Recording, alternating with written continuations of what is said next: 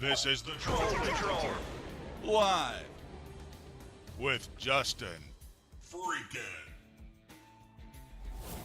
Welcome to the Troll Patrol! Live! It's a freaking Thursday. I had to think about it for a second. I never know. I never fucking know. Maybe I'm not high enough for this shit. How you guys doing tonight? I'm a little gassy. Charlie Kirk has still not sued me.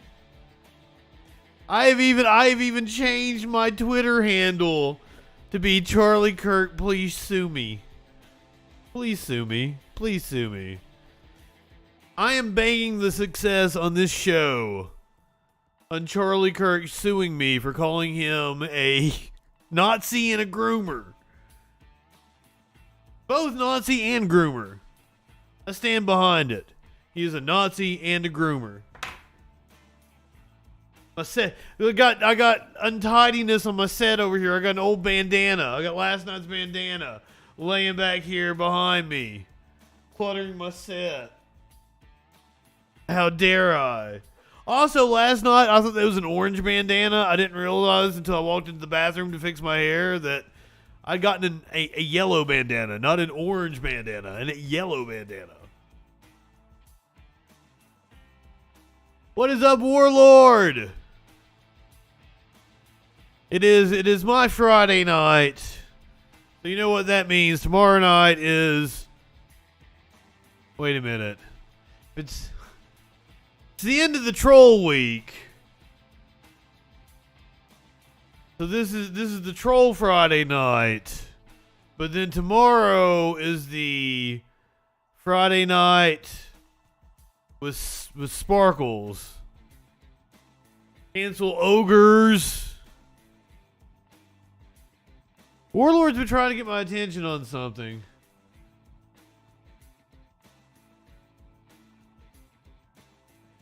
But people staging a fake referendum in Ukraine. We're not talking about Ukraine tonight. We are going to do some foreign policy though. U.S. President Joe Biden had a conference call with Chinese President Xi Jinping. Sparkles, welcome. No Ukraine tonight. Maybe tomorrow. Oh, wait a minute. Tomorrow's a freak show. No politics. No politics. We touched on Russia last night. I didn't really go into much. Remember, I went on the whole spiel about how like I was giving it as much coverage as I felt it deserved.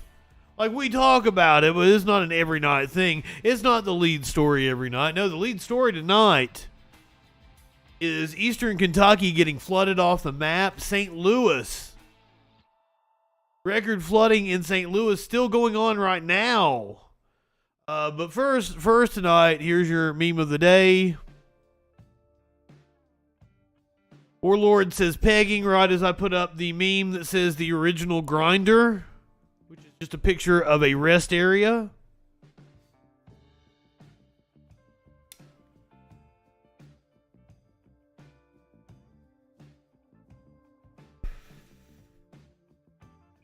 That was for all you gay Steves in the audience.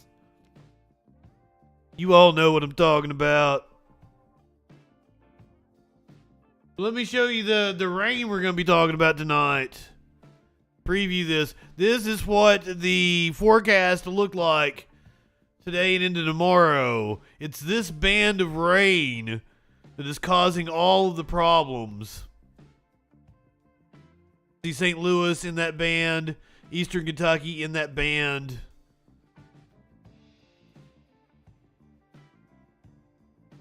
Heavy, heavy rain. This is what it looked like in my hometown. That's what it looks like currently in my hometown.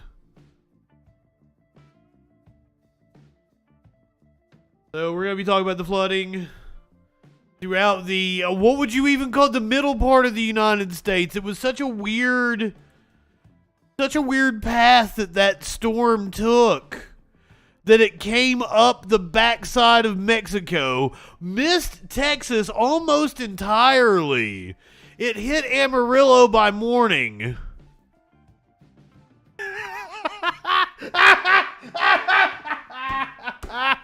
Oh man, for those of you who got that.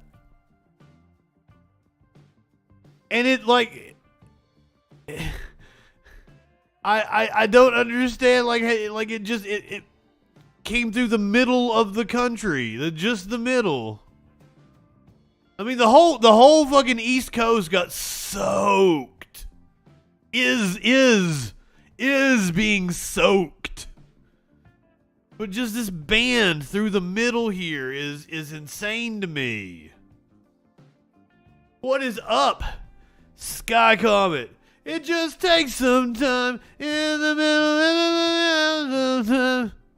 Some Missouri Compromise line.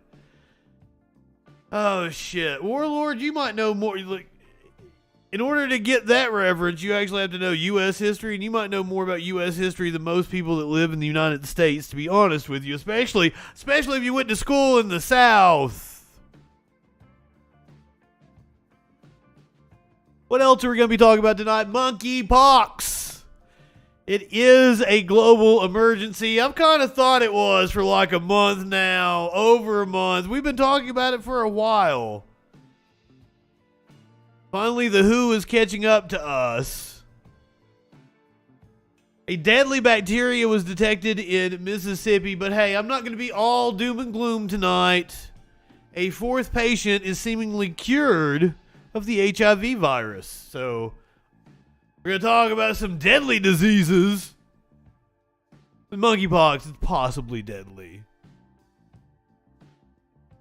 Matt Gaetz among Republicans to vote against a sex trafficking. Matt Gaetz among Republicans to vote against a sex trafficking bill. You can't make this up. And not only it was Republicans voting against the sex trafficking bill in the House yesterday. Today it was GOP senators blocking the PACT Act, which was to expand medical care for veterans exposed to burn pits, which is pretty much all of them. I didn't know it was all of them until I was my buddy that helped me move is a Marine vet. And he said he was exposed to burn pits. I was like, well, what percentage of people in the military were exposed to these burn pits? You're like, all of us. All of us. Everywhere. All of us. Shit. These are carcinogenics that are highly cancer-causing.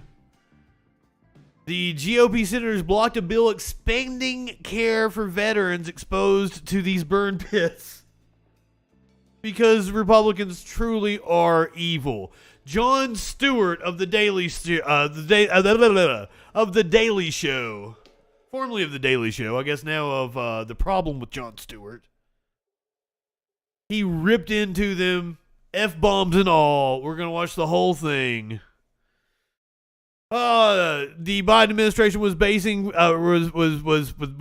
for some bad news today. It got it. We are officially in a recession.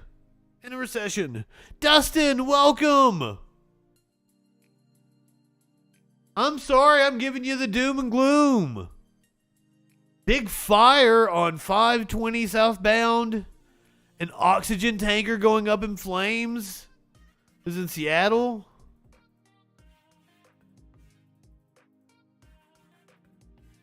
Well, you know, like I love to gawk at spectacles.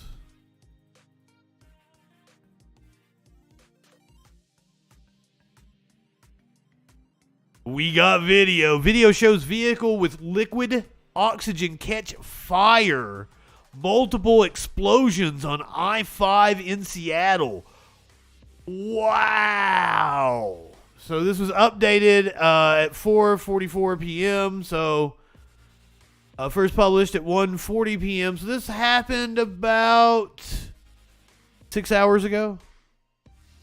Itself originated on the undercarriage of the flatbed truck per the driver's report. Right now, We still have southbound mainland closed at Roanoke. What were some of the difficulties in fighting this fire? I saw that there were trucks down below, getting water to it. I just about the difficulties. One of the challenges is access to fire hydrants. Okay, we're getting ready to get to the video here in just a second. Freeway. We also had additional units go on these on the lower part of the expressways to be able to gain a different vantage point just in case the fire extended below the freeway. In this case, it did, and we had crews there available on scene to extinguish that fire, as mentioned earlier. The other challenge is because this is a hazmat scene, and with the risks of additional oxygen tanks exploding, we had to keep a safe distance and pour water on the fire from a very far distance. Let's talk about if there's any structural damage to I-5. WashDOT is currently conducting an assessment of the freeway. Please reach out to them for more information. How's traffic? When we talk about traffic at the moment. Noon, stay where you are, stay at your office. There is a shot after the fire. I want to. It said the vehicle or the. I'm sorry, man. I'm really fucked up tonight. The video. Yeah, video captures flatbed truck exploding. Jesus! Holy shit! Yeah, that's what we came for.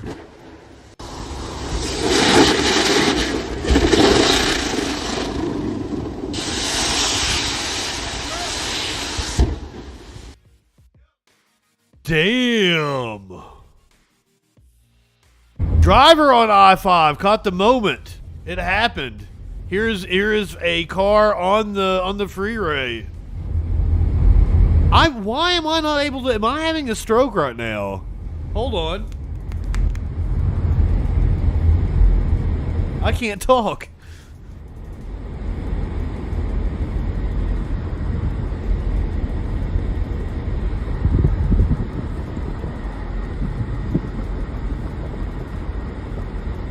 I don't know, guys. I don't think you should be driving towards it.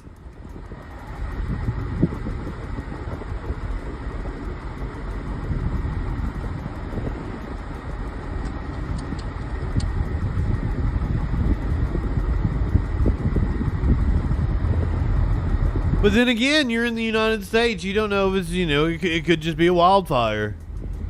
Shit just caught fire because it'd be hot outside.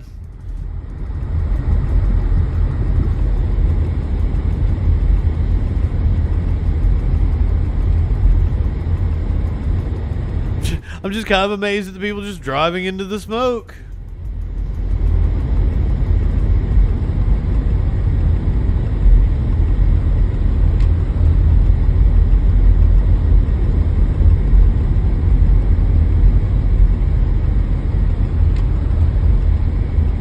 It could be a passenger, Dustin. It could be a passenger. We don't know, but we wouldn't narc if we did know.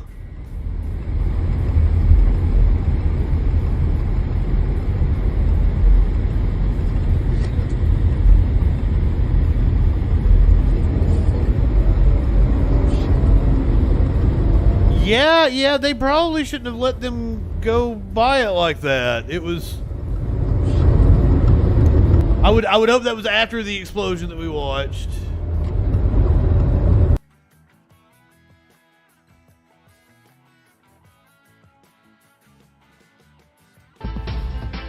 They were exploding for at least 30 minutes.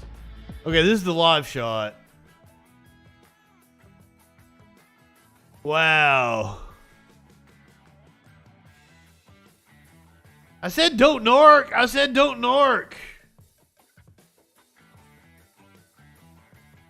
Damn, guys. Meanwhile, in eastern Kentucky, it is... And this is where I'm from. This is like my hometown. At least 8 dead in the wake of flooding, power outages in eastern Kentucky. This week, catastrophic flooding has forced Americans to flee their homes in the middle of the night, this time in eastern Kentucky. 6 to 10 inches of rain caused widespread flash flooding across central Appalachia, washing out roads and bridges and pushing homes off their foundations. At least 8 people are dead, but Kentucky's governor warns the death toll will likely rise into the double digits in the coming days. The governor also said that hundreds of of properties could be destroyed in one of the worst, most devastating flooding events in state history. Well, tonight, a state of emergency is in. And I feel like we keep having this every year about Eastern Kentucky. Kentucky Red Cross is on the ground in 9 counties affected by the flooding, and more rain is on the way. We have a lot of news to get to tonight, and meteorologist Mike Seidel from our partners at the Weather Channel is going to start us off from Garrett, Kentucky. Good evening, Mike. Garrett is about 30 minutes from where I grew up. The creek here is going down about 5 feet from its peak earlier today. Earlier this morning, about 30 residents were rescued from their homes, and they're telling us this is the worst flooding here in 45 years. The rushing water took residents by surprise. The water was coming over that bridge over there, and there's, you can see all the debris. The North Fork Kentucky River in Whitesburg reached nearly 11 feet above flood stage today. This is out by the Apple shop in downtown Whitesburg. As much as 6 inches of rain fell in less than 3 hours, triggering fast-rising floodwaters in the eastern part of Kentucky. It's so sad. When the sun came up, Buckhorn Elementary in hard-hit Perry County was completely underwater. A state of emergency remains in effect. Let me say that unfortunately, I expect double-digit deaths in this flooding. That's something that we rarely see. Roads in many areas aren't passable. First responders were forced to brave swift-moving waters to rescue people from their homes. We didn't have no time to get nothing out of my little apartment in the basement. I lost everything. The same weather system caused deadly flooding in St. Louis earlier this week. And tonight, with more rain in the forecast, residents are bracing for more devastation. And we worry about slips coming off the hill, too, from the dirt and the debris. Yeah, mudslides. Mudslides, yeah. 24,000 customers in Kentucky are without power. Cell service is spotty, and these residents can't get back in here until the water recedes, and then the remediation process gets underway. Nora? So they mentioned St. Louis, and it's the same storm that hit St. Louis earlier in the week. St. Louis is getting hit currently right now with flash flooding. We're gonna go to video from earlier in the afternoon in St. Louis here in just a second, but first we're gonna show drone video. Shows the devastation from flooding in eastern Kentucky town. This is in Knott County. Hindman.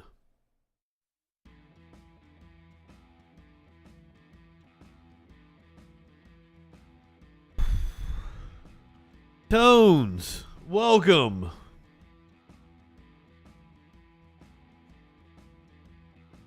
If you are just joining us, I showed the map earlier. This is the rainstorm moving through the country over the next 10 days. The path it's taking. This is what is hitting St. Louis, eastern Kentucky. This is Hindman, not Hyman. Hindman with a D.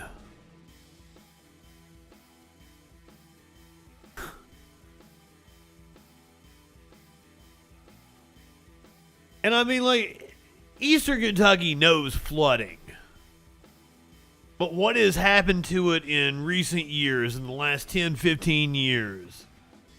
Just the frequency and the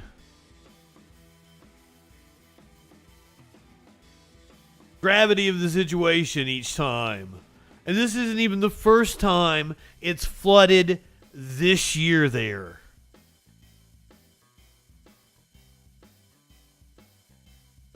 It's fucking heartbreaking. And this is one of the poorest areas of the country, one of the poorest areas in the world.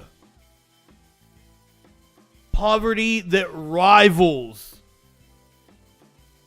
any other area in the world, I promise you. The United States just experienced 2 1 in 1,000 year floods in under 3 days. July 25th to 26th, St. Louis recorded its wettest 24-hour period ever, with up to a foot of rain falling in the area. This morning, eastern Kentucky saw deadly flooding with as much as 10 inches of rain, according to Warlord. Producer Warlord coming through for us with the facts. That's my Jamie over there. I mean, and you're seeing it. You're seeing it right now. 10 inches of rain. This is what 10 inches of rain in a 24-hour period looks like. In places that were probably already seeing high water.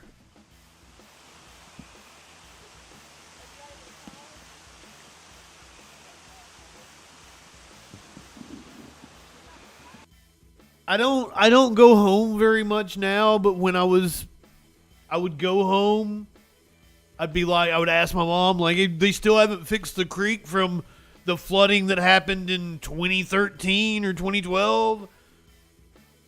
Oh, honey, it's flooded 5 times since then, gotten way worse. That's what I get when I go home and ask about the condition of the roads. Now on to St. Louis. More rain causing severe flooding right after it was hit just a couple of days ago with record-breaking rain. Of course, 2 inches an hour. Live picture of those first responders. This was earlier this afternoon. And we should take a second to say thank you because I'm sure they're exhausted from earlier in the week. Yeah, let me know where that is when you get a chance, Tanya. My producer, Tanya, is doing a great job of coordinating with all of our crews that are out there. But thanks to the first responders that are out there doing it again. And again, see how you could see part of the road was fine, and then part of the road is not. Definitely not. Do not try to drive through that. No matter how tall you think your vehicle is, water is deceptive. I just want to show this again. This is from a newscast last night. And this is predicted rainfall over the next 10 days. This is the predicted rainfall over the next 10 days. And remember, we've been complaining about drought conditions and record heat waves. Guys.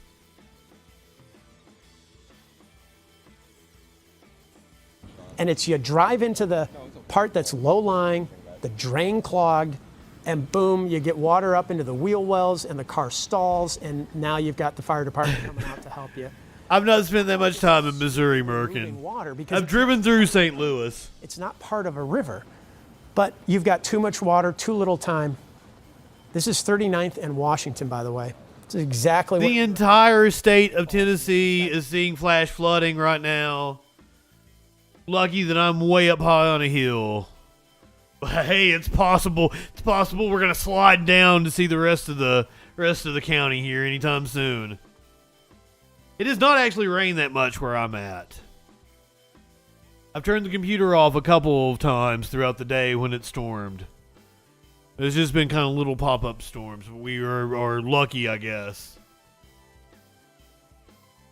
What we're not lucky about is monkeypox, which is here in this area, in East Tennessee where I'm sitting, and probably in your area, no matter where you're sitting. Monkeypox is a global health emergency. What you need to know about symptoms, vaccines, and more.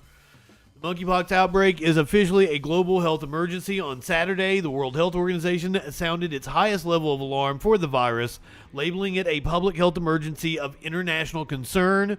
75 countries and territories have reported more than 16,000. My God, the number is mind-boggling every time I see it. Because it was like last time I looked a couple days ago, it was 12,000. Now 16,000. Which is roughly 5 times the number reported to the WHO in June. The Biden administration is weighing a similar declaration for the United States, with more than 2,500 monkeypox cases reported across 44 states, Washington, D.C., and Puerto Rico. Still, there's plenty of confusion about the virus, especially with its rapid spread. Who's at risk? How worried should you be? The WHO is still saying like 98% of cases are transmitted between gay men. And like, it's setting us up for some very fucking rough times ahead. when children go back to school and start getting it, and then these right-wingers who are already saying, when the story came out about the 2 children that had it in California, or one of them was in California, I think, I saw right-wingers already say, like, oh, they must be getting groomed by a predator, blah, blah.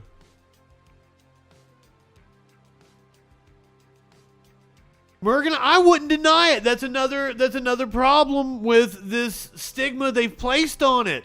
And I worried about when I first read that from the World Health Organization. Originally, I'm like, that's not good. You should be saying it like that. Now, I understand that, hey, some of the original outbreaks may have come from gay raves, and that's fine and dandy.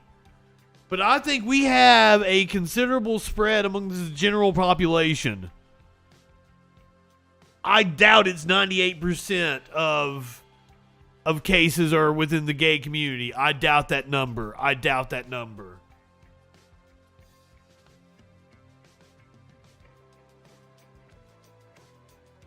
The virus itself isn't new. It has historically spread at low levels in parts of West and Central Africa. The current outbreak is so unusual because monkeypox typically isn't found in Europe and North America at all. Infections typically last 2 to 4 weeks and often begin with symptoms similar to the flu, including a fever, muscle aches, headaches, chills, exhaustion, and swollen lymph nodes. Symptoms can progress to a rash with red raised bumps on the skin, which then turns into pus-filled blisters before eventually drying out and falling off. That rash can develop all over your body, including your face, hands, feet, genitals, and inside the mouth. The severity of those symptoms can differ between individuals, says Dr. Cindy Prinz, an epidemiologist at the University of Florida. She said some infected people may develop a widespread rash, while others may not get one at all. Monkeypox isn't a particularly lethal virus. Only 5 deaths have been reported worldwide so far, and the CDC says more than 99% of people infected can expect to survive. But getting infected can be a very painful experience, especially depending on where on the body you develop lesions. Oh, I bet, Ray. I don't watch TV. I don't see a lot of ads. I have ad blockers on everything. That's why I'm particular about ads here on this show that I'm going to try.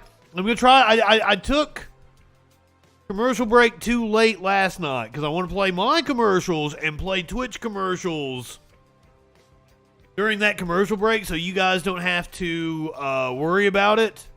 You can like let the commercials play and not miss any of the actual news. I'm working it out with YouTube, guys. Don't think I forgot about you. YouTube support is next. I'm gonna get you guys some custom emotes. And I'm pretty sure I can trigger commercials for you guys during the break, so you won't get commercial breaks during the rest of the show. That's what I'm trying to work out right now. I think I need to take a commercial break at 8:45.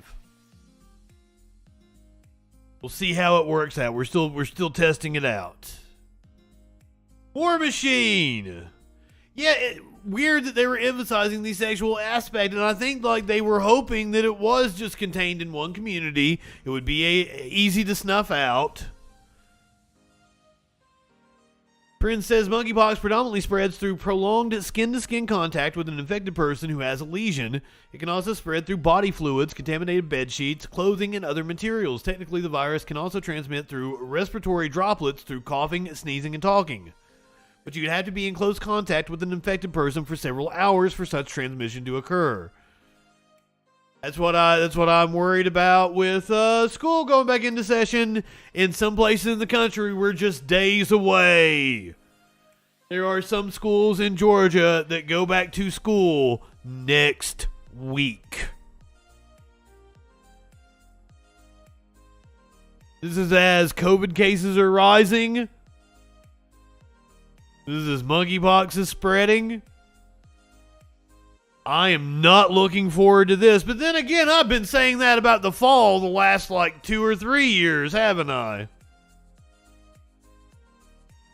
The CDC recommends vaccination for people who are at high risk who have already been exposed to the monkeypox virus. The agency says getting vaccinated 4 to 14 days after your exposure may not prevent illness, but can help reduce any symptoms you may develop. If you fall into either category, you probably don't need to get vaccinated, at least for now. If you don't fall into either category, you don't need to get vaccinated, at least for now. I'm glad I don't have fucking kids. Absolute shit show. Libs of TikTok is going to ramp up into full gear. There's going to be monkeypox outbreaks in schools. And like the Biden administration is ill-equipped to handle it. Good luck, guys. Good luck.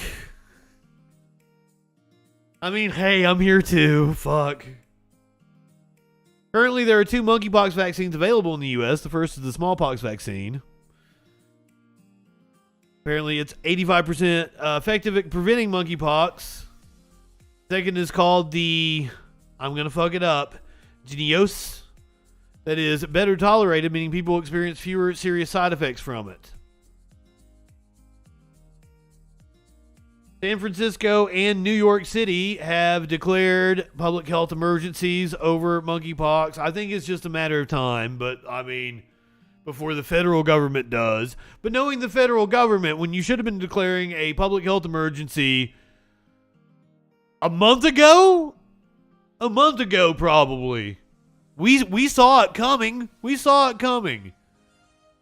When I first started talking about it on this show, I said I'm going to, like the public health experts at the WHO, say give it a week and we should see cases diminish. I'm like, we'll give it a week and we'll see if cases diminish. And if it doesn't, that's when I'll hit the panic button. And I've kind of been in panic mode about it since. Because they did not diminish. Sassy! Get more cancer screenings. And here we are. Chrysanthemum! Somebody shout out Chris for me. We could have had a system in place to be able to switch to remote learning quickly, efficiently, easily when we needed to. We didn't learn shit from COVID. We didn't put that system in place. It's going to be just as much of a shit show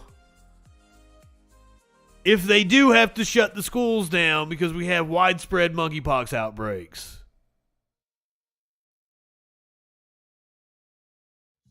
We never do it. We never prepare. We never prepare. We never think ahead in this fucking country, and it pisses me off.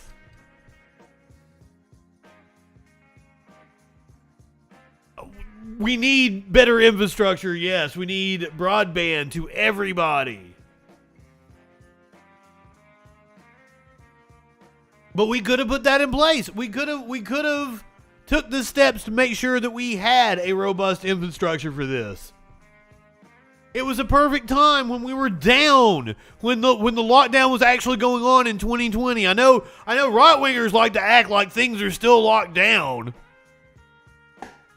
We're talking like, what, November of 2020 at the latest for bars, small venues, shit like that. And then by June of 2021, like concerts and festivals are all in full swing again. There's been no lockdown in this country. Even at the height of the lockdown in April of 2020, it was only about 50% of our economy that was shut down. San Francisco and New York declare health emergencies over monkeypox outbreaks. So that means that, the federal government is going to, 2 months from now, we're gonna be like celebrating Halloween. And Biden's going to come out, well, it looks like this monkeypox thing is a public health emergency. Come on, man. I went to go fill the hairs on Corn Pop's legs, and I got some monkeypox from it. So I decided to declare a public health emergency. That's not the only fucking thing we've got going around. over in Mississippi, as if you want to go to Mississippi, as if there was a reason, as if you need any other reason to stay away from Mississippi. Well, you can't fucking spell it, so I can't. I don't know. CDC warns of deadly bacteria found in Mississippi soil.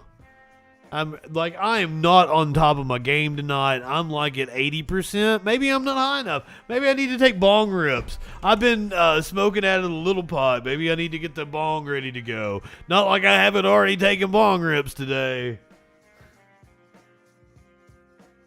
The CDC is warning of... Here, let me make it bigger for you guys. The CDC is warning of a dangerous bacteria that has just been found in Mississippi soil. The bacteria known as Burkholderia sidum... I'm going to let the Google machine say it. Can we do that? Justin is a confirmed addict.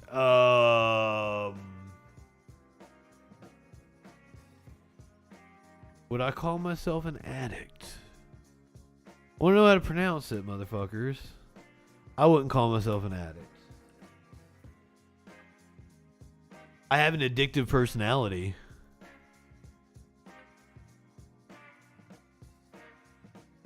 Burkholderia pseudomallii. Burkholderia pseudomallii. Burkholderia pseudomallii. Burkholderia pseudomallii. Burkholderia pseudomallii causes a deadly disease called, my God, milioidosis. Milioidosis.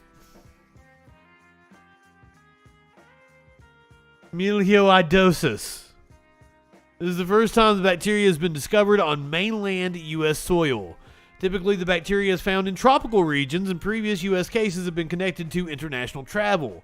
But after 2 cases, the disease were reported by individuals who live near each other in the Gulf Coast region of Mississippi and who had not traveled. Researchers tested the area's ground soil and discovered the bacteria.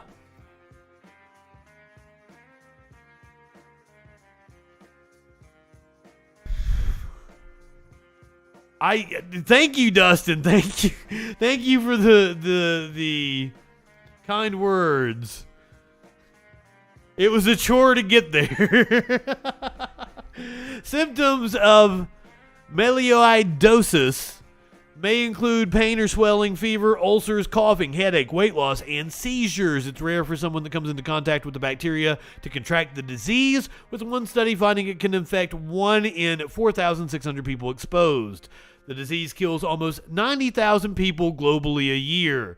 Well, they made it sound minor until it's like it kills 90,000 people a year.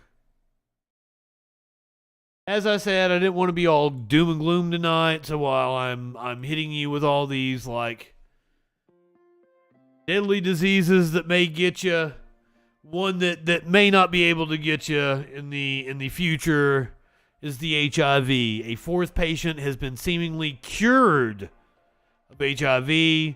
Cured might be a little strong of a word.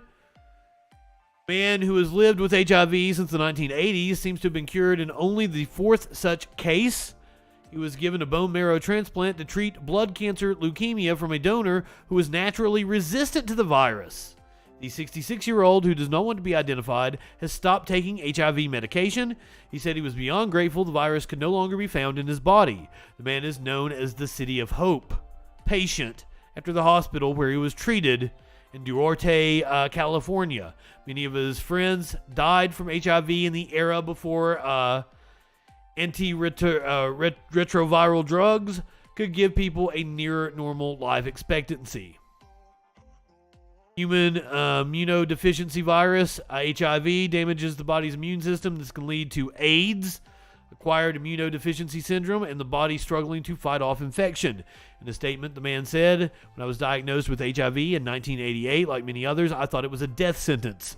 Never thought I would live to see the day that I no longer have HIV." That is wild. However, he was given a therapy not for his HIV, but because he developed the blood cancer leukemia at the age of 63. The man's medical team decided he needed a bone marrow transplant to replace his cancerous blood cells. By coincidence, the donor was resistant to HIV.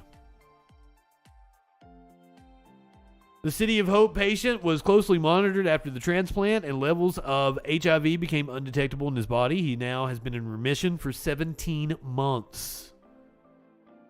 There have now been 3 similar cases in the past. The past 3 years. In the past 3 years. So fucking awesome. Yep, let me hit the content warning for this one. Both for subject matter and the person involved. The House of Representatives voted yesterday on an anti-sex trafficking bill. Matt Gaetz and 20 other Republicans vote against reauthorizing the sex trafficking law because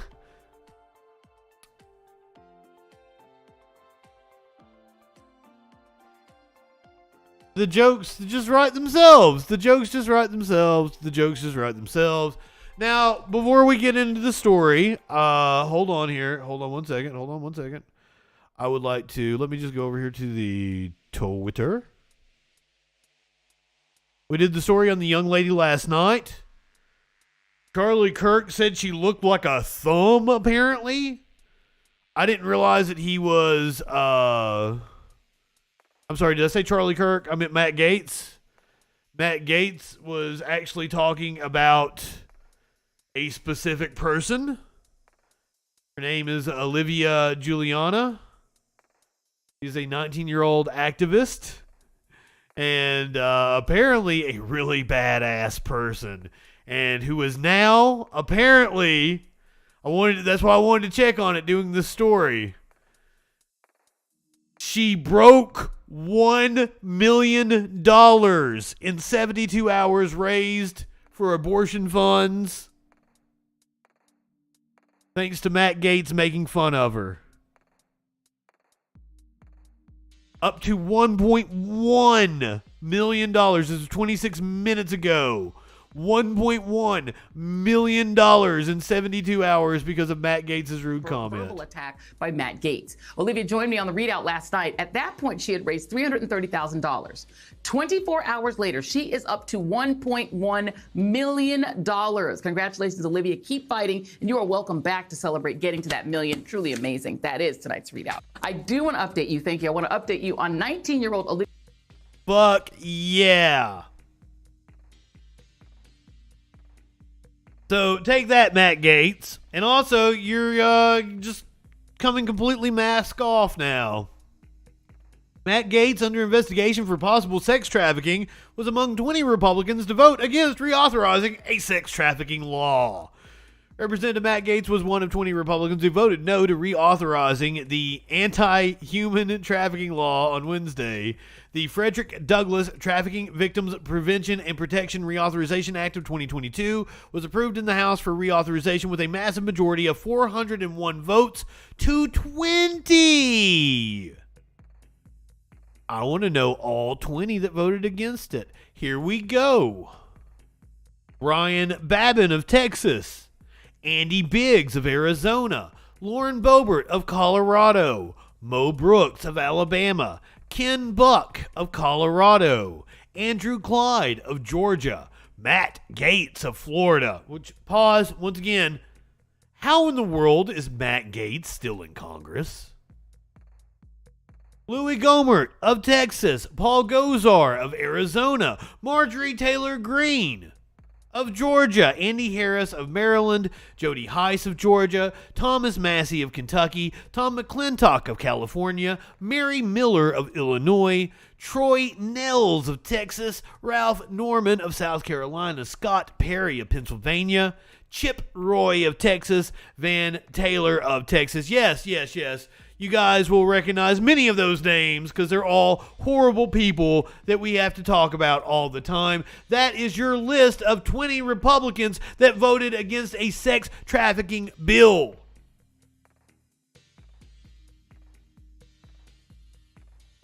What the fuck indeed? And they are the ones, Marjorie Taylor Greene, Lauren Boebert, that embrace the QAnon, that say they're trying to protect children.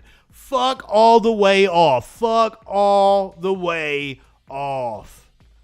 That was yesterday. Matt Gaetz voted against a sex trafficking bill. Today, he apparently derailed a House hearing on national security, wanting to talk about Hunter Biden. Mr. Massey is recognized for 5 minutes.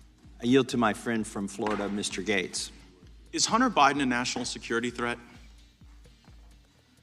That's not a question that would come up before me. Drake, meat cakes, CFC hearts, love all of you. It's not in my practice or experience to identify individuals Not in my purview. and to We've label heard that before. any individual, an American citizen or any individual as a national security threat. Well, you would certainly concede that if the adult offspring of the President of the United States or the Vice President were compromised, that would be a national security threat, right? We speak through our filings in court, and we speak through our actions in open court. So I would. Okay, well, speak to this. remain Where's the in laptop? that position. Do you know where Hunter Biden's laptop is? Hunter Biden's laptop. Come on, man. And if you guys weren't here for the stream 2 nights ago, I think it was, where we did the story about the Vice reporting on the laptop and then the leaked Steve Bannon audio, it's looking more and more like this is just a political hit job. There is nothing to the laptop. This is all bullshit. Again, I'm not going to talk about any potential ongoing investigation as I sit here. Do you know where it is? Sky comment. Talk about any ongoing You investigation. come here and you tell us you follow the facts and the law, but you can't even follow a laptop that you guys have had for 3 years. We follow the facts and the law, and we speak in open court about. I am not high enough for this shit. Why have I not packed this bong yet? The whistleblowers from the FBI who've gone to Senator Grassley and said that you guys purposefully take any information Senator Grassley that is derogatory about Hunter Biden and you go and rat hole it so that you never have to speak about it in any circumstance. But the good news is you're not the only ones with that laptop. So Patrick Ho was convicted of bribing government officials in Africa, and he gave a ho. Use a hoe. I'm not going to speak about any ongoing investigation. Is that an I ongoing? can assure Is you that an ongoing investigation? I'm not going Patrick to Ho speak about any potential ongoing Don't you investigation. see that degrades the country's belief in you guys when you have whistleblowers saying that you're purposefully? Sir, you are under investigation for child sex trafficking. Don't you see how you being a sitting congressman degrades our system of governance? Rat holing this information, and then you come here and say you won't talk about it. I mean, inside Hunter Biden's multi-million-dollar deals with a Chinese energy company, Washington Post, Matt Vizier, Chinese elite paid $31 million to Hunter and the Bidens, Peter Schweitzer in the New York Post.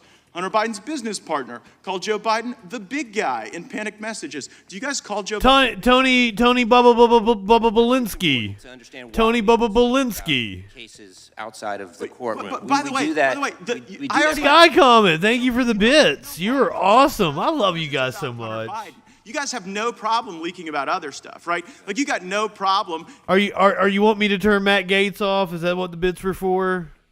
To move on? Oh, I can understand it if they were. Bribe me to move on from Matt Gaetz. Out and tagging parents at school board meetings as a national security threat, but when all of the facts and all of the law are before you regarding the corruption of Hunter Biden. Yes, bribe me. I'm after my recent incident, I've got a lot more I don't want to say greedy, but I want to make some money. Bribe me. Virtual wrong. Man, I don't know why Stream Elements suck so bad and won't let me do custom shit like that. Warlord cheered 100 bits. Thank you. I love you guys so much. But what are you bribing me for? To keep Matt Gaetz on?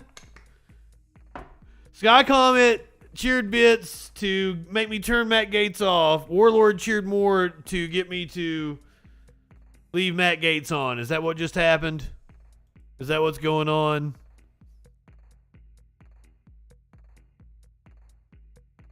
I try to read everybody's message, Sky Comet. I try to read everybody's. I try to respond. Sometimes I'll just be reading the news and like, you guys be talking. Did you say something? Was there something attached to it? It didn't have a message attached to it or anything. Don't tell me learn to. I can't read. Oh, my channel won't play on your YouTube on your TV. Oh, I'm sorry. Oh, Mandy! I do too, greet you. Shirley. Oh, Sassy, thank you for the bits.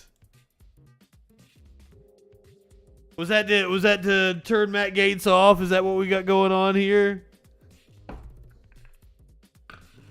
Oh, I'm sorry you feel like I never greet you. I do greet you. I love each and every one of you. And I try to say hi to everybody. This is the thing, is like, I fucking love doing radio, but like, I didn't know how much I was going to be into like this interactive aspect of getting like instant feedback with you guys. It's so fucking cool. I dig it. I've been on the radio since I was 16 years old. Like, I never even imagined we'd get to this point, but it's awesome and I love it. I love technology. All right, I'm going to go ahead and try to get everybody's commercial breaks out of the way so you don't have to watch them during the news. When we come back, we're going to get Jon Stewart telling the fucking GOP off. Telling them off because while Matt Gaetz and 20 Republicans voted against a sex trafficking bill, GOP senators actually blocked a bill to expand veterans' health care for being exposed to burn pits. We're going to make fun of Donald Trump, who said nobody got to the bottom of 9/11, not like there was a commission or anything. We're going to talk about the recession, the Biden call with Chinese President Xi Jinping, Andrew Yang going to be forming his own party. Crazy fucking video out of Philadelphia where a man was holding a kid over an overpass.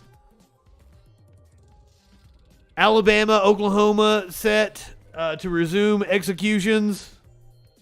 I think Alabama executed somebody not that long ago. The LAPD lied about a pellet gun. Remember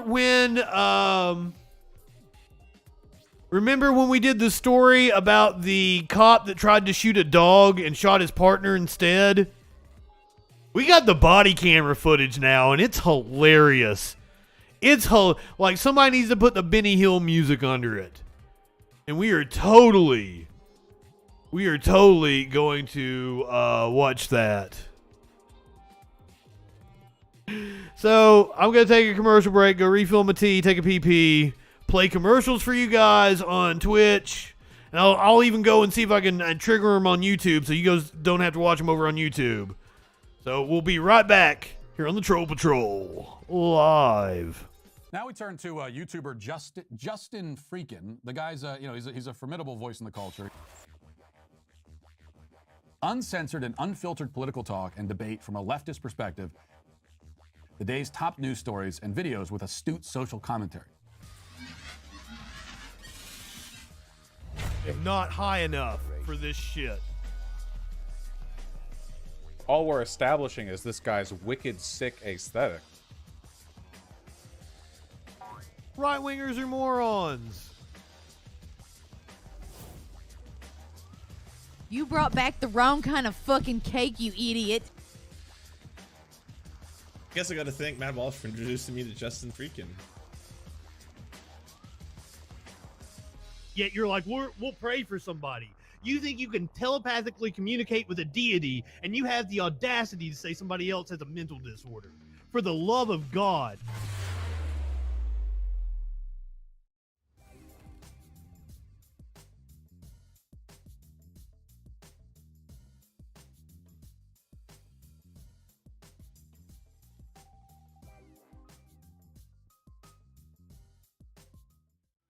Hi, I'm Justin FREAKIN.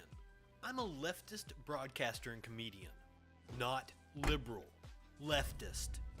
And despite what you may have heard from right-wing propaganda, George Soros isn't handing out Soros bucks and funding people like me. There are no Koch brothers, Mercers, or any number of right-wing think tanks funding content on the left side of the spectrum the way they fund people like Ben Shapiro, Dave Rubin, and Dennis Prager. And YouTube doesn't monetize videos that are controversial or deal with politics unless you're someone like Steven Crowder. So this is an ultimatum. Become a patron. Support my Patreon, or I'm going to become a right-winger and get some of that easy money. You know for a fact that I could be bigger than Charlie Kirk or Jesse Lee Peterson. Amazing! All I have to do is talk about how I used to be an SJW snowflake, but the left went too far with their cultural Marxism, and Republicans are stupid enough to buy it, even though this video exists.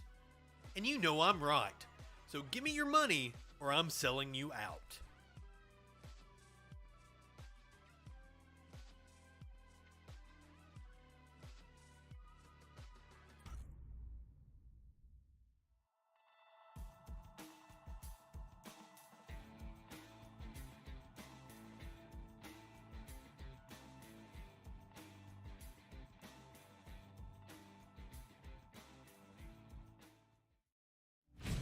Welcome to the Freak Show. Like, you don't have to hit rock bottom every day. You don't. Come on down to Taco Bell, get an STD.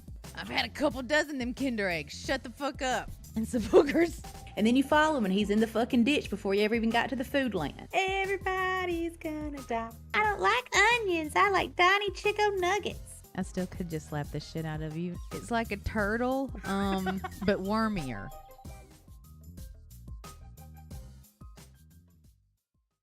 We live in turbulent times. The media is full of deception, conspiracy theories, and fake news. Now, more than ever, it is important to ensure you're getting information from a source that's freaking reliable. I'm Justin Mullins, and this is the Freakin' News. Get a breaking or interesting story with a humorous twist in about a minute weekdays, 8 a.m. Eastern on YouTube, BitChute, Odyssey, and more.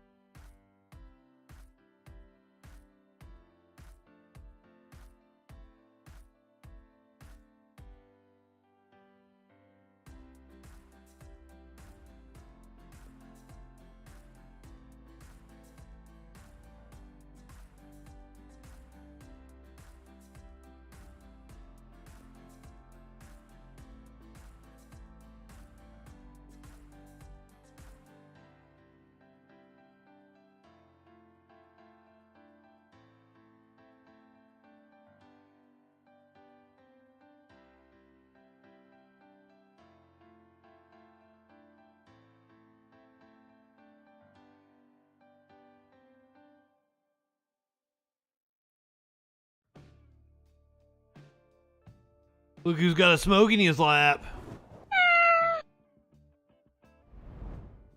Say, hey, buddy. Cat that went missing for 8 days and came back and is just acting like he normally acts. He was up my ass for like the first couple of days back, but now he's back to normal. What up, Rocksteady? He's been farting a lot, though. Hey, dude, can you get down?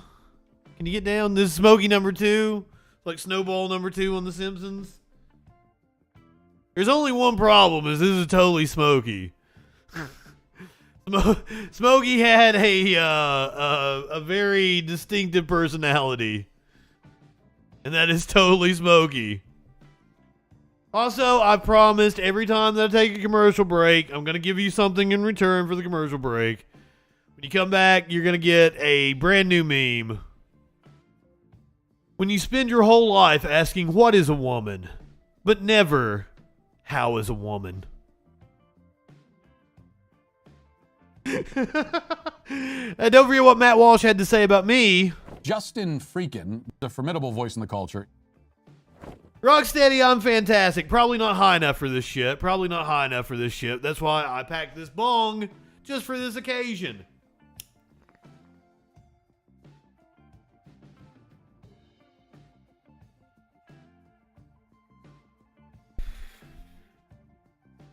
That should do the trick.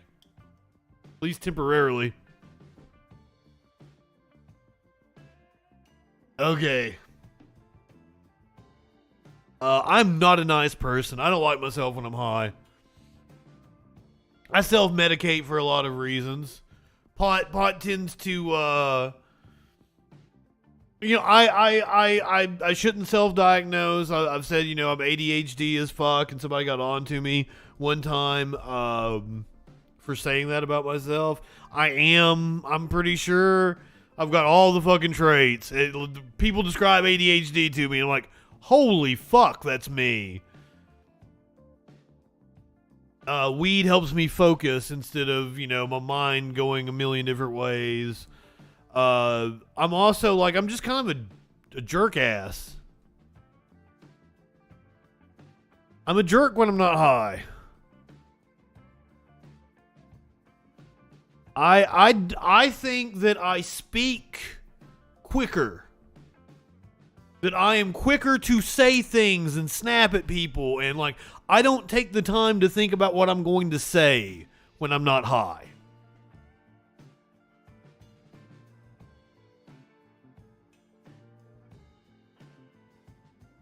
I lose track of time if I have something on a schedule. I can't do anything around it, because I obsess over certain things. I procrastinate on work. I'll clean my entire apartment to avoid doing shit that I have to do that would be fucking 30 minutes if I actually just sat down and did it. I've been procrastinating on a fucking video I should have done 2 weeks ago for a client. They're gonna get really mad at me. I'm good, but I'm not that good to fucking just ghost for 2 weeks and then be like, oh hey, I finished it finally. But I have a hard time sitting down and concentrating on things. I've tried to, impulsivity. Yeah, I was all over the place. I'm trying to take work now that is not, creative. And I know that's hard when I'm in a creative field, but what I mean is I kind of don't want to have to make animations for people anymore. Unless they wrote out a script and have exactly what they want and, but I don't want to have to do things where I'm coming up with ideas anymore. I want to be what's called a line editor. You just tell me what you want and I'll do it for you. And I've got some jobs like that. A lot of my podcasting jobs, are pretty straightforward. And it's just, I just sit down, do the work. I can get that over with. But when I have a job where I have to invest brain power into it, and I have to sit down and actually put some mental capacity into it, I have to think about how to pull this off. And, I have to watch 2 hours of video and make a 3-minute video out of it and compress it down. I procrastinate on doing that. Now, once I get actually into it, it always reminds me I love what I do. I'm really good at what I do. I love what I do. But my God, do I procrastinate on it. Yeah, I've gotten to the point where I would rather charge somebody, give me a task that's going to take me 20, 30 minutes to do, and I'm going to charge you $35. I'm going to bill you for an hour for it. Give me something that's going to take me 25, 35 minutes. I know exactly, it's line editing is what it's called. I just go in, I got to chop this, boop, doop, doop, doop, put this intro on it, put this outro on it, boom, send it back to you. And I've got a few clients where I do that. But this particular video that I've been procrastinating on is they sent me probably about 20 hours, 30 hours of a city council meeting.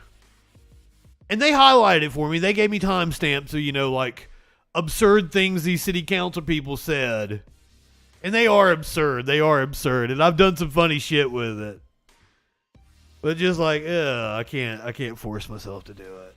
I can't force myself to get around to it. And like I've been meaning to every night that I've gotten off stream, but then like I'll eat and I'll be sitting over there on the futon and just like,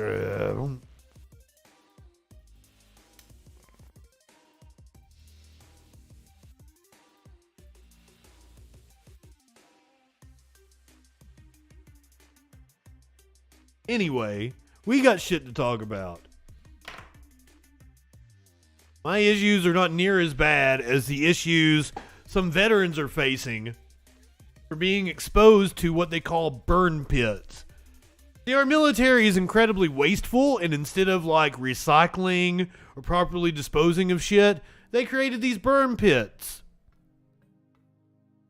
That's how they disposed of spent shells and casing, any kind of waste they had, medical waste, human excrement, all went in the burn pit that they threw flammable liquids on and set on fire, and veterans, people who were serving at the time, sat and just breathed it in.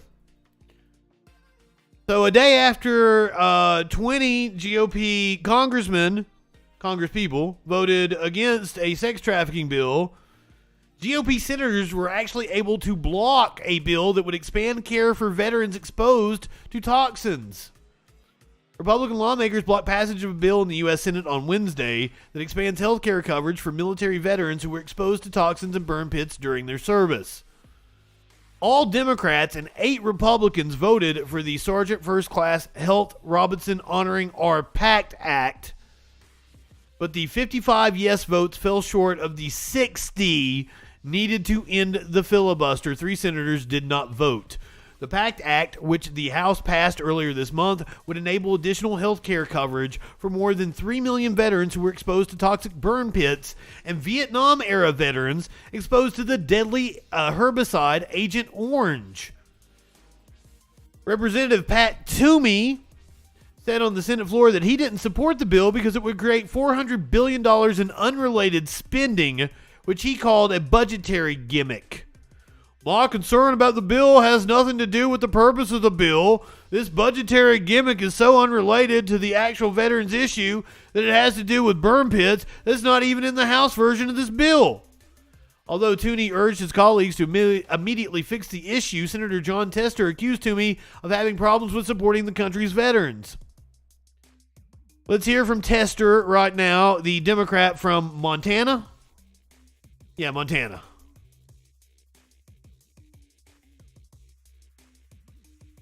No mistake about this. The American people are sick and tired of the games that go on in this body. They're sick and tired of us working for Democrats or working for Republicans and not working for the American people. But this is bigger than that. We have an all-volunteer military in this country. If you don't think young people are watching what we're doing today, that are thinking about signing up for the military, you're sadly mistaken. And when we don't take care of our veterans when they come home, they're going to... And you know, Tester makes an incredibly good point. They've been bitching about low military recruitment, and they've been blaming it on the wokes. The military's gone woke, and that's why we can't recruit anybody. Oh, no, it's not that they haven't seen their brothers and their sisters, their aunts and uncles be treated like shit, not get proper care from the government when they come back. You don't think that has something to do with it? You don't think fighting meaningless wars for ExxonMobil and killing innocent people for no fucking reason other than their own imperialism has something to do with it? You're going to blame it on the woke.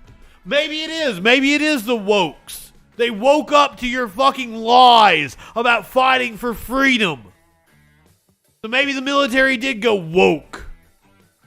I still don't think that's the case. Still don't think that's the case. I think the military is far from what you would call woke. Say, why should I ever sign the dotted line? Because the promises that I made and the promises the country made, only half that deal is being respected. My half.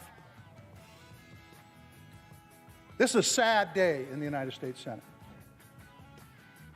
This is the biggest issue facing our veterans today. Make no mistake about it. If it wasn't, every veteran service organization wouldn't be out there talking to us and have been talking to me for the last 15 years. So we can make up all sorts of excuses about how this is going to move money around, but let me tell you something. We're the ones that decide that. If we want to move money around, we will. If we don't, we won't.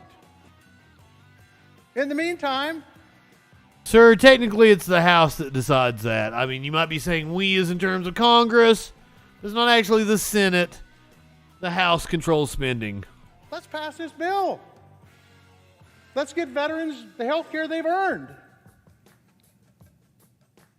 If it isn't, it's political malpractice. What we're doing today with this policy, by putting this policy off, does nobody any good whatsoever.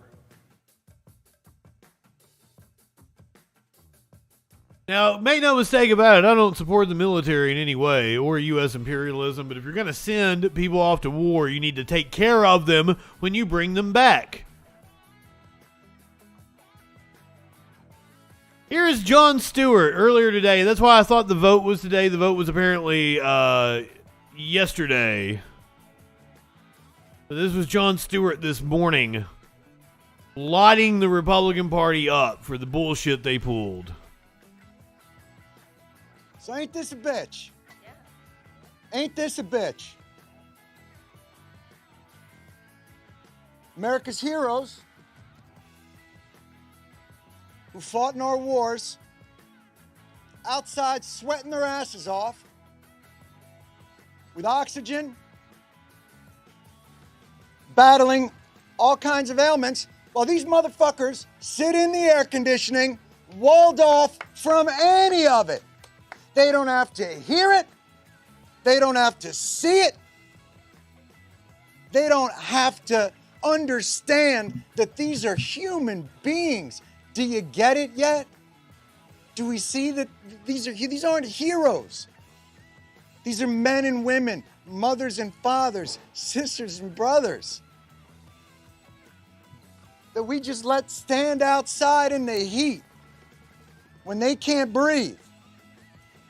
I'm going to read you something. This is beautiful. I'm going to read you something beautiful. You know what? I said a curse word, and I'm sorry about that. That was my fault. Let me say something beautiful. This is a tweet from Senator Rick Scott of Florida from yesterday. It's beautiful. And I'm sorry about the cursing, and let me say something beautiful. I can't imagine that Rick Scott was one of the 5 that voted for this. So I think we got a little jokey joke coming up here, but I might be wrong. Maybe Rick Scott, Skeletor, the senator from Florida who defrauded Medicare in his state, maybe he said something beautiful. I'll give you the benefit of a doubt. I was honored to join the USO today and make care packages for our brave military members in gratitude of their sacrifice and service to our nation. And there's a beautiful picture. I wish you could see it. He's standing with a little package. Did you get the package? Oh, he voted against him, didn't he? Yep. And some cookies and some moist towelettes. I don't even know, honestly, I don't even know what to say. I've been coming down here 10, 15 years. I'm used to the hypocrisy. Christina King will tell you from VFW. She sat in an office with Mitch McConnell and a war veteran from Kentucky, and he looked that man in the eyes and he said, we'll get it done. And he lied to him. Because Mitch McConnell yesterday It's a lying sack of shit. I'm used to the lies. I'm used to the hypocrisy. Senator Pat Toomey won't take a meeting with the veterans groups. Sends out his chief of staff. I'm used to the cowardice. I've been here a long time. Senate's where accountability goes to die. These people don't care. They're never losing their jobs. They're never losing their health care. Pat Toomey didn't lose his job. He's walking away. God knows what kind of pot of gold he's stepping into to lobby this government to shit on more people.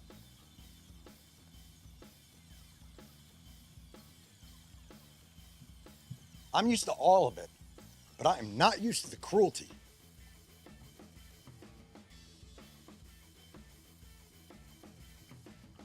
They passed it. June 16th, they passed the PACT Act. 84-14. You don't even see those scores in the Senate anymore. They passed it. Every one of these individuals that has been fighting for years, standing on the shoulders of Vietnam veterans who have been fighting for years, standing on the shoulders of Persian Gulf War veterans fighting for years, Desert Storm veterans, to just get the health care and benefits that they earned from their service. And I don't care if they were fighting for our freedom. I don't care if they were fighting for the flag. I don't care if they were fighting because they wanted to get out of a drug treatment center or it was jail or the army. I don't give a shit. They lived up to their oath. And yesterday, they spit on it in abject cruelty. These people thought they could finally breathe. You think their struggles end because the PACT Act passes? All it means is they don't have to decide between their cancer drugs and their house. Their struggle continues. This bill does a lot more than just give us health care. Gives them health care, gives them benefits, lets them live. Keeps veterans from going homeless, keeps veterans from becoming addicts, keeps veterans from committing suicide. Senator Toomey's not going to hear that because he won't sit down with this man. Because he is a fucking coward. You hear me? A coward. And like I say, I'm used to it. But this type of cruelty on those that we say we hold up as our most valued Americans, then what are we?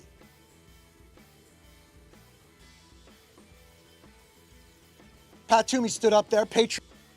And that's another thing. I saw Senator Tuberville post about like, oh, I support the troops, but I voted against the PACT Act, blah, blah, blah, blah, blah. I don't even understand the bullshit that he said. His reasoning was voting against it.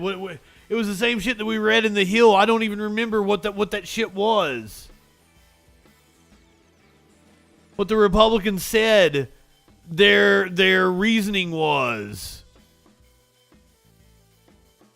Created some kind of spending debacle or some shit like that. He didn't support the bill because it would create $400 billion in unrelated spending, which he called a budgetary gimmick. What does that mean? This budgetary gimmick is so unrelated to the actual veterans issue that has to do with burn pits that's not even in the House version of this bill. What does that mean?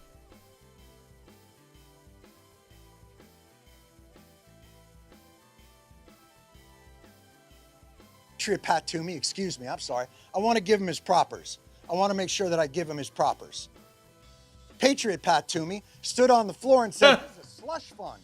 They're going to use $400 billion to spend on whatever they want. That's nonsense. I call bullshit. This isn't a slush fund. You know what's a slush fund? The OCO, the Overseas Contingency Operations Fund. $60 billion, $70 billion every year on top of $500 billion, $600 billion, $700 billion of a defense budget. That's a slush fund. Unaccountable, no guardrails. Did Pat Toomey stand up and say, this is irresponsible, the guardrails?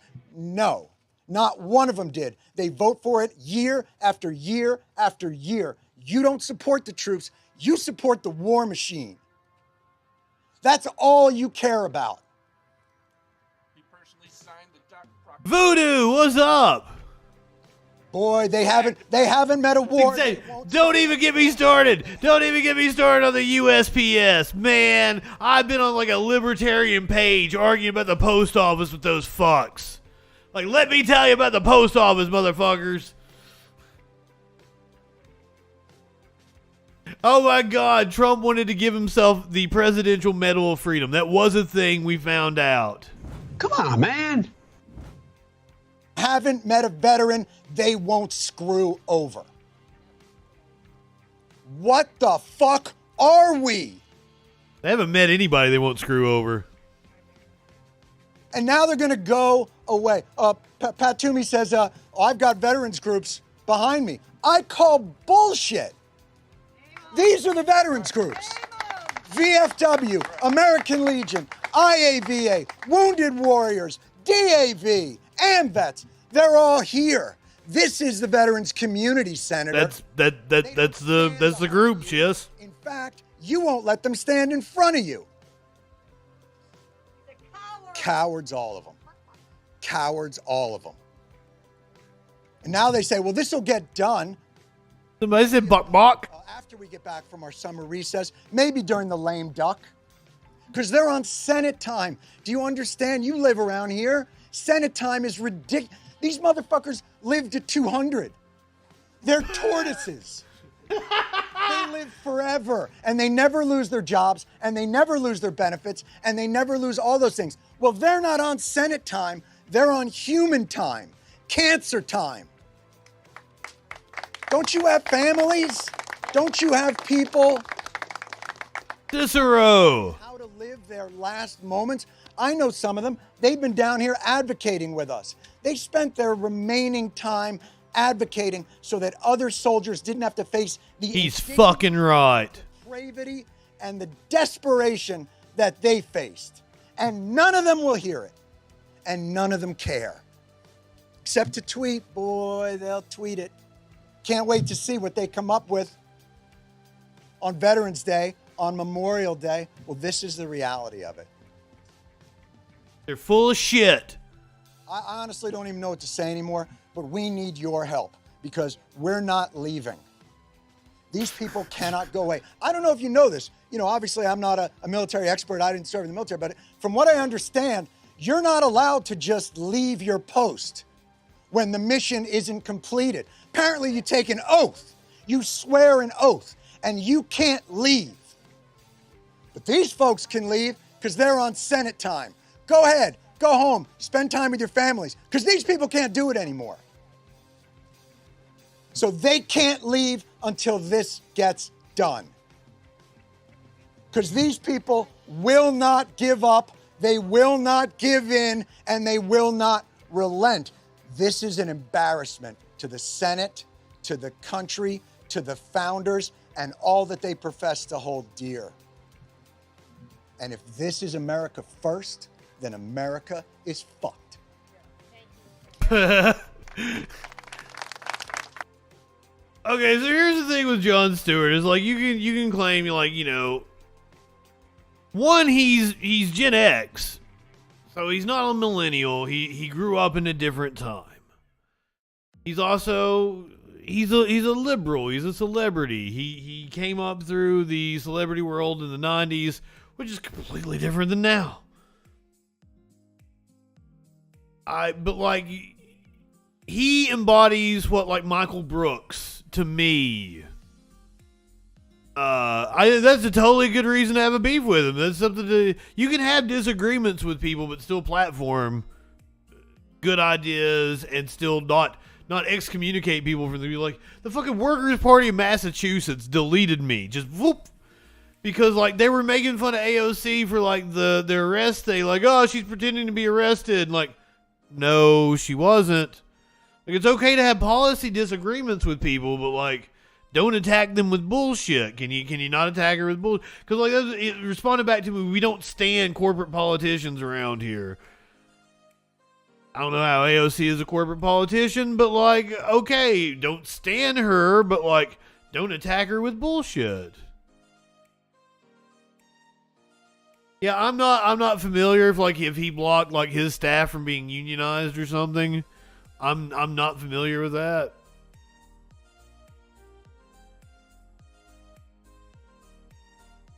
But he's also a good vessel. People listen to him. He's likable.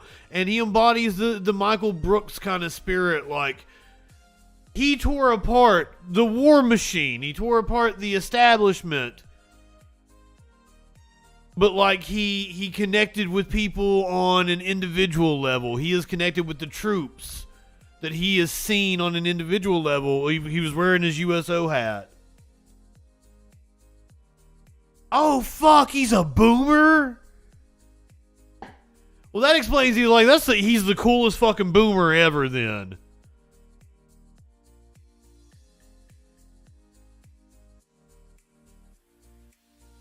You got to give him that shit.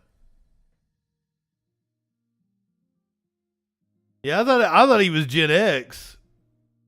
So shit. But I really like Jon Stewart. Like I used to watch him.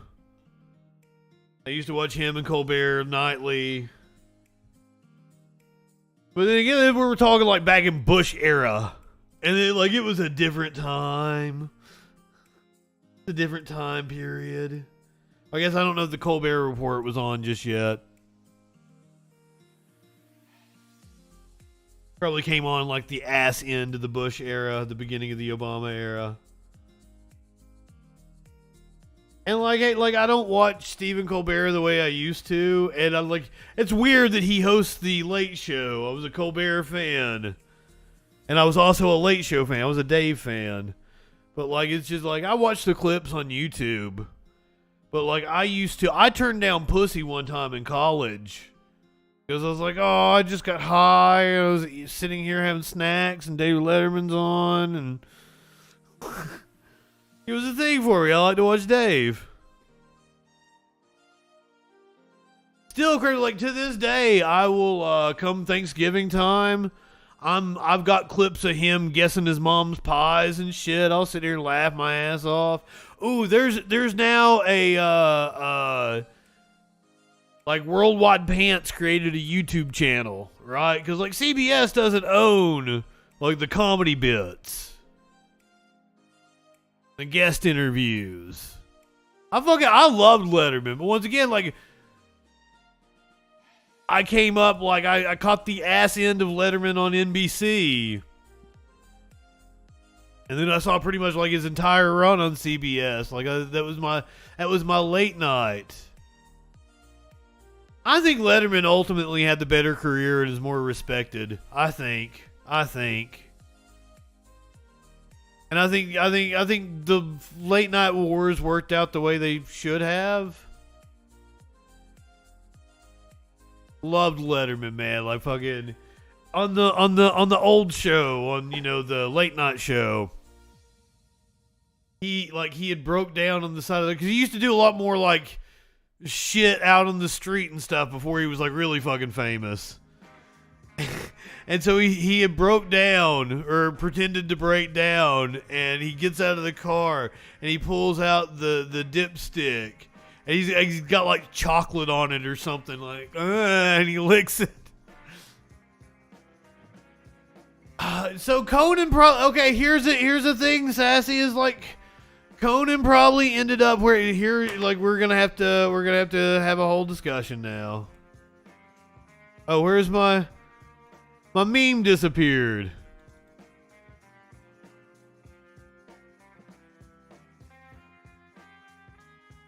No. Listen to me. I'm not wrong, because I love fucking Conan. I love Conan.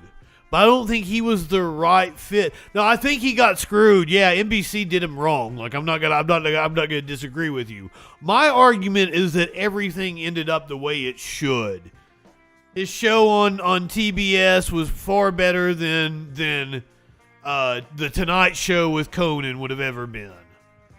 He ended up being far more in his knack and almost reinventing the genre again with his show on TBS. And I think Jimmy Fallon is probably ultimately the best person for NBC that wants a milquetoast, non-offensive. They don't want to reinvent the genre like Conan almost did again on TBS.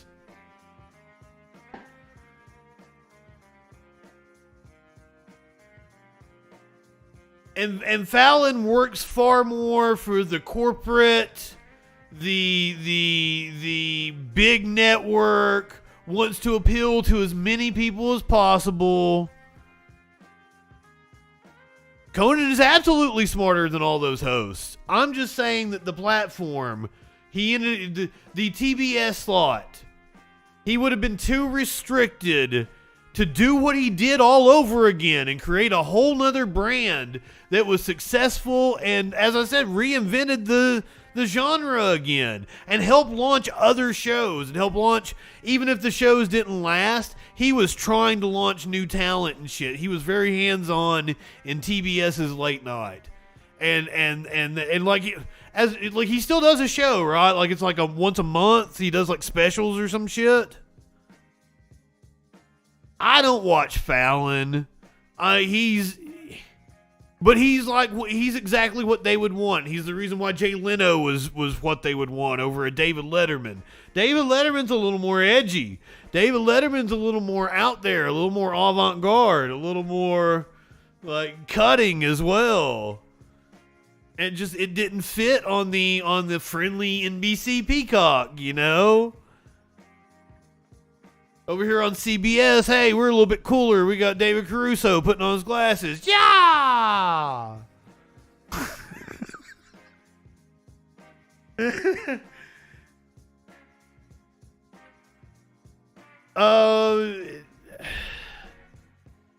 As I said, I've watched I watched clips of the Late Show. I don't like is it James Corden? Is that the one that's on? I like the dude that was before James Corden. He was amazing. He was awesome. What was his fucking name? Somebody tell me his name. I'm seeing his face right now. He was British or Irish or something. It was Craig, not Craig Ferguson. It was the other Craig. No, it was Craig Ferguson. You're right. Craig Kilborn is the one I didn't like. Craig Ferguson is the one I did like. Yes, that dude's awesome. Craig Ferguson. He was a fantastic host. Really into him.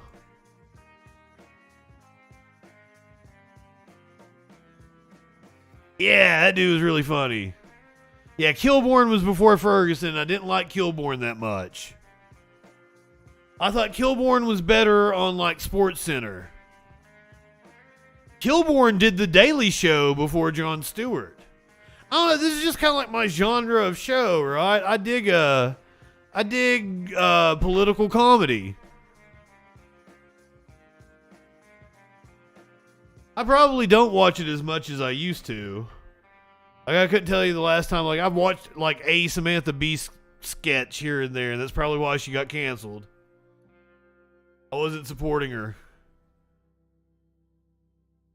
Yeah, that dude sucks. And then who's on after Fallon?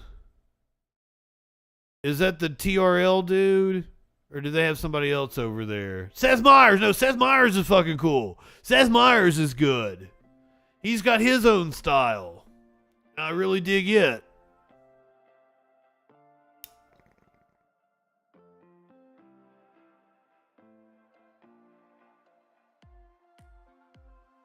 Whatever happened to TRL dude? He's still alive? Carson Daly, that was him.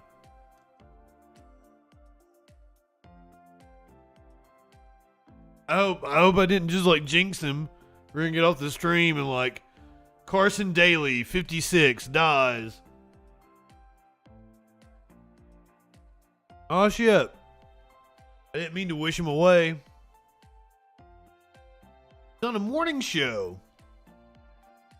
See, I would entertain the notion of doing a late night show if you guys can't tell.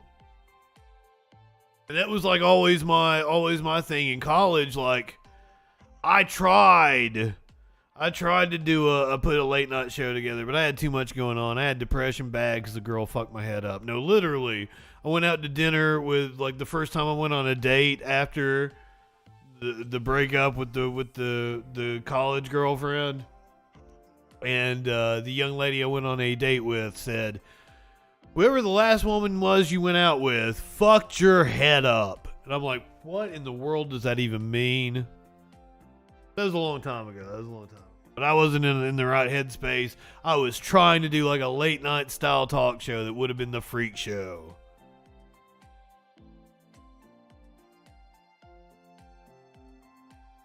I just didn't have the go-getiveness, the assertiveness to actually put it together. Don't look at it like it's forever. What, Carson Daly? I'm definitely not looking at Carson. I don't even think about Carson Daly. Today was the first time I've thought about Carson Daly since I watched like a YouTube video about the late night wars of the early aughts, sometime or something like that. Also, when it comes to Conan, there was that really cool like Netflix, like a documentary that he did about like his traveling show when he couldn't appear on TV while his contract was running out from NBC. That was really fucking neat. We wouldn't have got that if he'd stayed on as the Tonight Show. Like, I think he would have been miserable. Like, NBC wouldn't have liked it. I don't think his ratings would have lived up to what they needed to be to keep him on. Apparently his podcast, apparently he's reinventing podcasting now. Because he has a podcast. Conan's fucking cool. I love Conan. My favorite seasons of The Simpsons are where Conan is on the writing staff, and a lot of them are Conan written episodes. I love Conan. And so when I was a kid, I watched David Letterman, and then after Letterman, I didn't like Craig Kilborn, so I always turned it on Conan O'Brien. And that was my late night. And then on Saturday nights I watched Saturday Night Live. I grew up in that tradition. And still to the, like when I was in college, I used to watch Saturday Night Live on Hulu every fucking week. Still watch like The Daily Show and Colbert up until they went off. Got out of watching Dave, but like, sporadically I'd put it on like, whenever, like after I quit watching traditional TV. But I totally was there for like I have the last episode of David Letterman. It was special to me because he inspired a lot of shit. But I even wrote like you had to write a biographical research paper at my high school, like for junior year or something, and I wrote on David Letterman because I fucking loved Dave.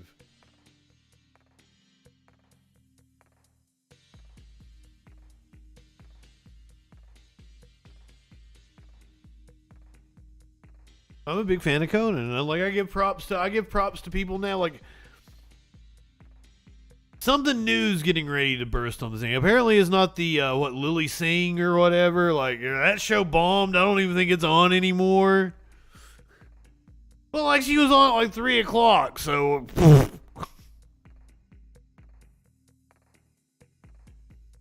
But she was like a really famous YouTuber or some shit. But YouTube and TV are two different things. And you're not always going to translate. It's fucking just like Sparkle's show, that DeSusamero. I think they were like a YouTube show that got big. I'm trying to go to the YouTube route and then work my way back into television. Because I was never gonna get to be Justin Freakin working for any of these fucking stations around here. Any of this fucking bullshit.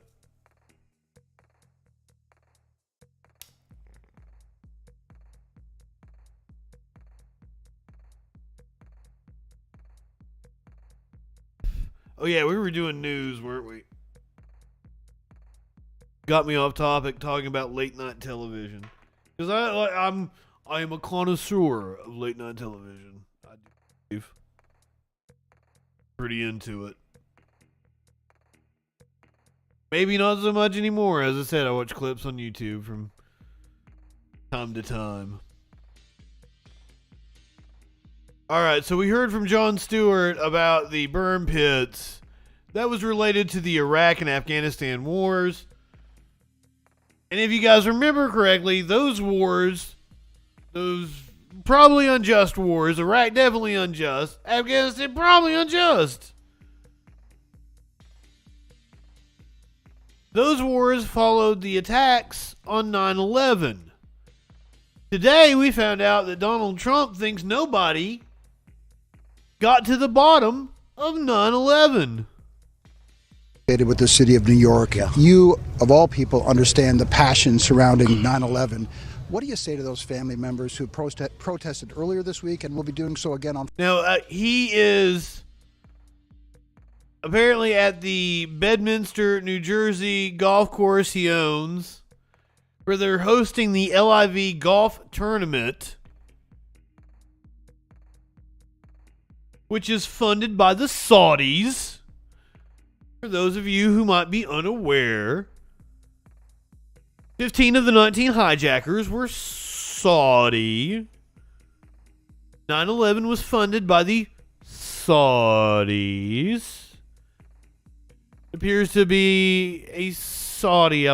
Bin Laden was a Saudi.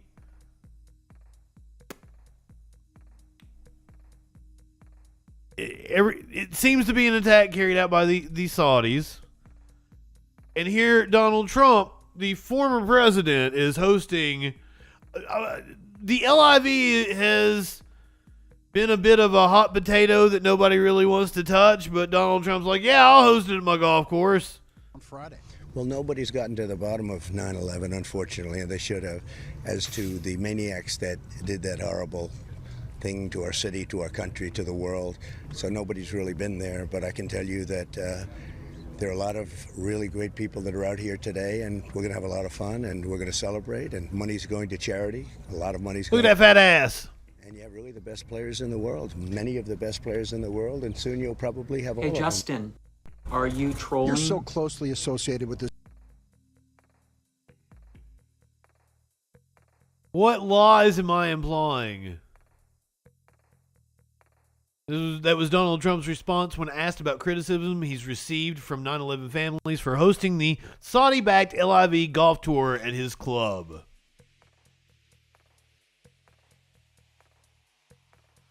Oh yeah? Well, if the Saudis are innocent, then who did 9/11, sir? Can you answer that? How dare you tell me that the Saudis are innocent?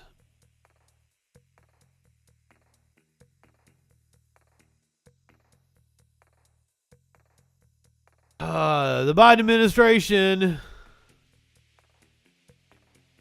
got some bad news today. The economy shrank 0.9%, marking the second straight contraction and stoking recession worries. Biden did 9/11. Technically, that's kind of true. I mean, like it's a 6 degrees of Kevin Biden. We gotta go a few degrees of separation away to get to it, but technically that's kind of true.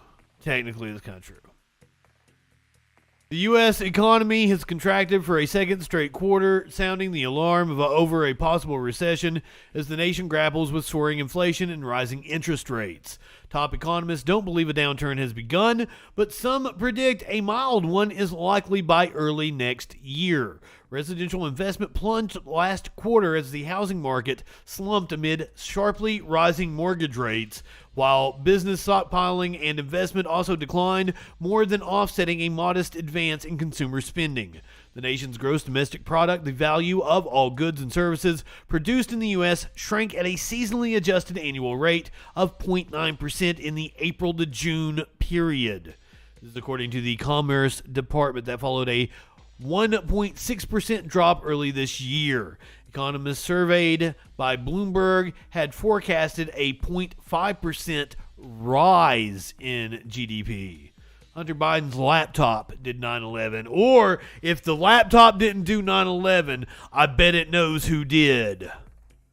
The second straight quarterly decline in output meets an informal threshold for recession, but not the criteria relied on by the National Bureau of Economic Research.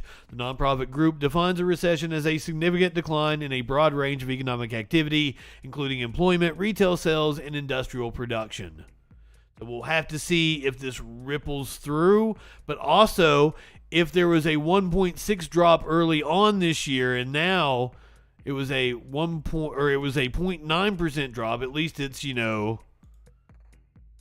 leveling out. Maybe we just get steady growth. That seems to be what should be happening. But it seems like the market is overheated. But once again, I don't know anything about economics. But we are definitely paying attention to what's going on in the market because that's going to be the big story going into the fall, I do believe. Market jump after Fed rate hike is a trap. Morgan Stanley's Mike Wilson warns investors. Oh my God. Speaking of I was thinking as I said that, you could totally be wrong about that. I had a memory pop up from the 2016 election. And I went through and I was telling somebody's comment, your comment aged really well. And then I told myself, that comment did not age well at all because I was way the fuck off. I might show you guys here at the end of the show. Market jump after Fed rate hike is a trap, says Morgan Stanley's Mike Wilson, who is warning investors about this. How stocks close out the trading day. Wall Street embracing Fed Chair Jerome Powell's remarks about... Yeah, stocks are up. The Dow up 436 points, while the Nasdaq spiked 4%. But our next guest warns stocks are on a collision course for more pain. Mike Wilson is Morgan Stanley's chief U.S. equity strategist and CIO. He is the Street's second biggest bear. I don't know how you feel about that title, Mike, but there it is. So you didn't think this was a pivot today? I am part of the LGBTQ community. He is not a bear. That is not the definition of a bear. Now maybe it's possible he pulls out some fucking chest hair on me, a gut. And well, maybe you're an otter, sir. Because that's how the markets interpreted it. You live in sexual it's the anarchy. beginning of the end. Okay, I mean, we wrote about this a lot in this week's note, where the market has been a bit stronger than you would have thought, given the growth signals have been consistently negative. Even the bond market is now great minds, Morgan. The fact that the Fed's probably going to go too far and drive us into a recession. So beg the question, what is the market excited about? And I think what it's trying to get excited about is that we are getting closer to the end of the Fed hiking campaign. Is this the last hike? Probably not. Could it be? It could be. Depends on how fast things deteriorate. And the market always rallies once the Fed stops hiking until the recession begins. The problem with that, Melissa, this time around is that it's unlikely there's going to be much of a gap this time between the end of the Fed hiking campaign and the recession. So there's no window in there like there normally is. And so I think ultimately this will be a trap. It'll probably go another, I don't know, it could go to 4,100 like Guy was saying. I think that's a good number, 4,150. But, every dollar we rally from here, it makes the risk reward worse, not better at the index level, that's for sure.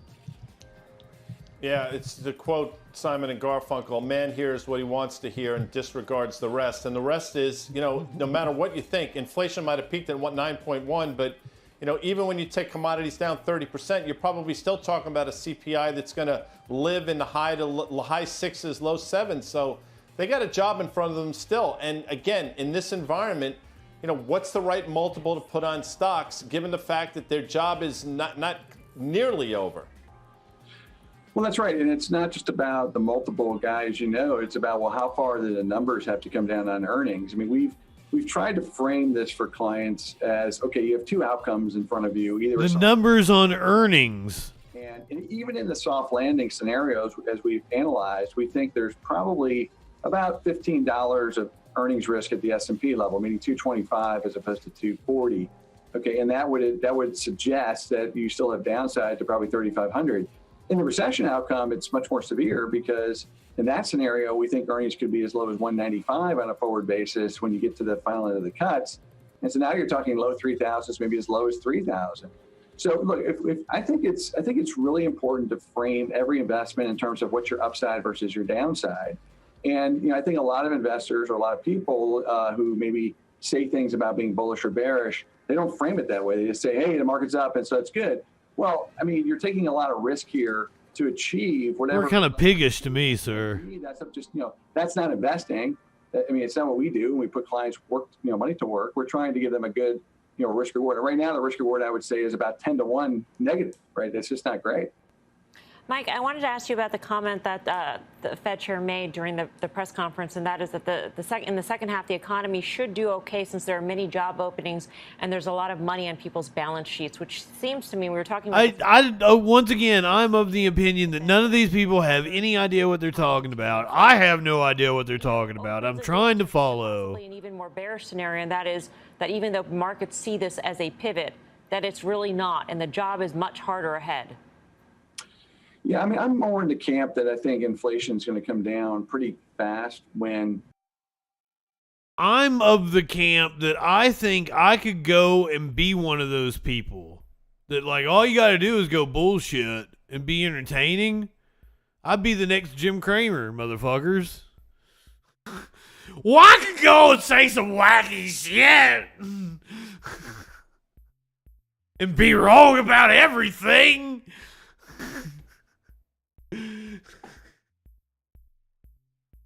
I don't think any of these people know what the fuck they're talking about at all.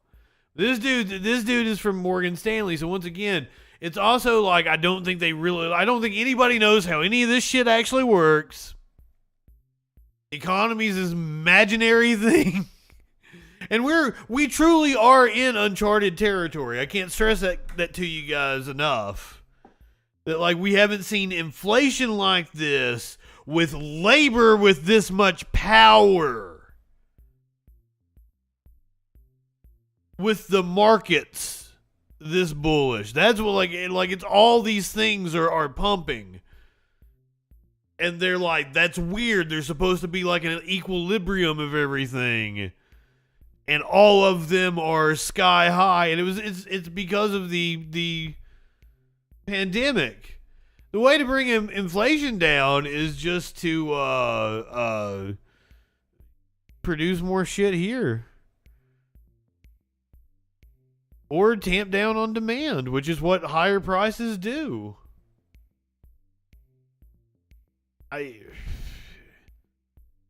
Economics, man, fuck it. What's a pivot? Pivot. Apparently that's the funniest scene in Friends. I watched the whole thing and I didn't really laugh at it.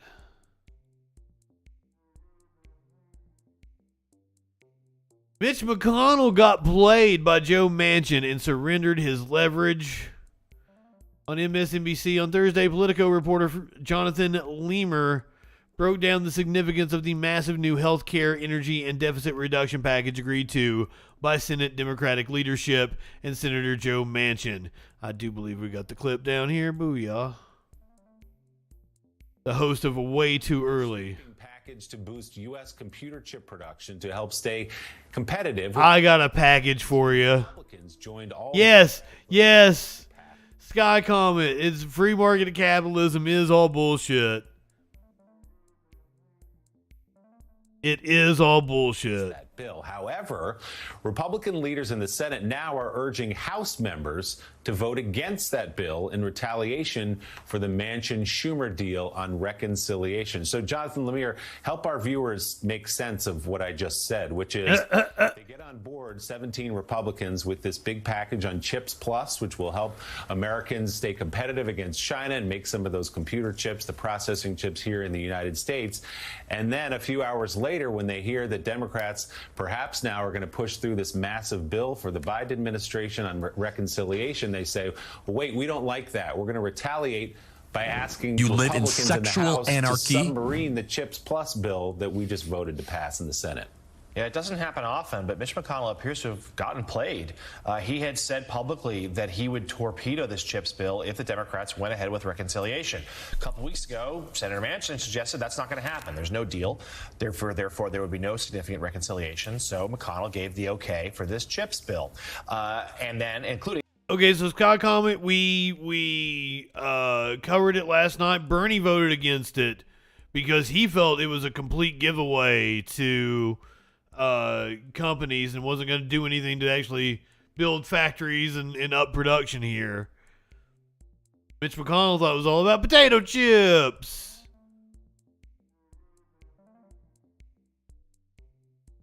Hey, Justin, are you trolling? Yes, I am. Some House Republicans have signaled they'd support it too. But now that the Manchin has struck this deal with Schumer and the White House has certainly given its blessing, now we see McConnell and other Senate Republicans going across to their colleagues in the House saying, well, now you have to oppose something you previously, just a few days ago, were for. And also, you then will have to explain that vote, because if this bill goes down, it would seem as being beneficial to China. So it's quite a spiteful action. We'll see if it works. Democrats think they can get it through anyway. And to your point, the Senate, on the Senate side for the reconciliation package, certainly Senator Sinema has been, shall we say, an enigma at times to a lot of the An enigma.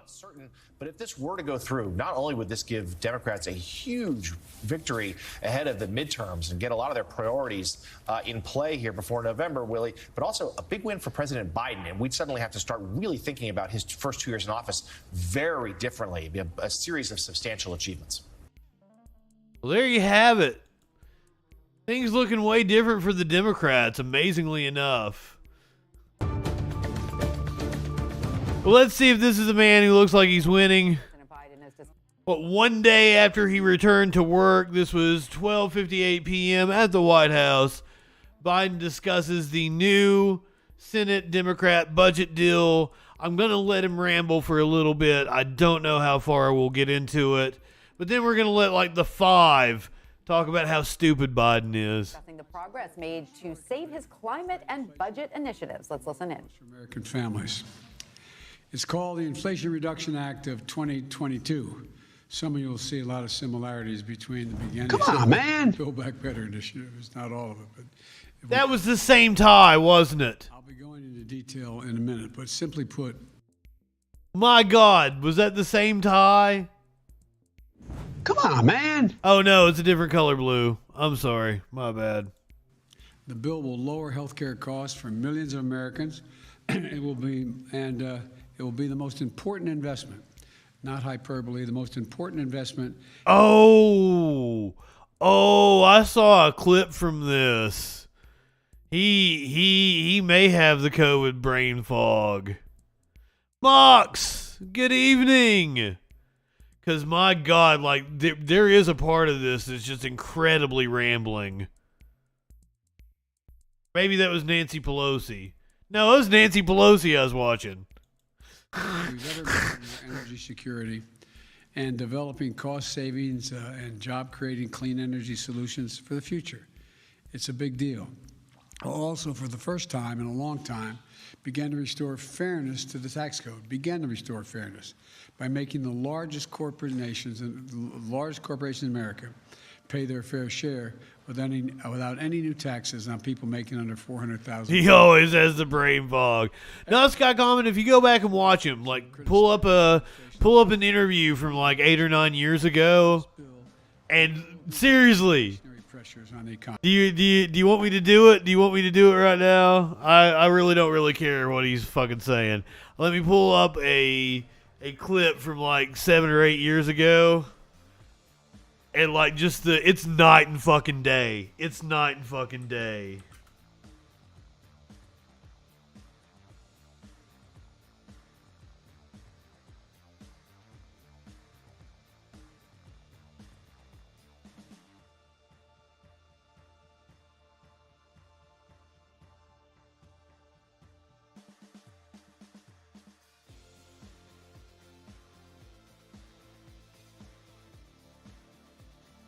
Pick a good one here.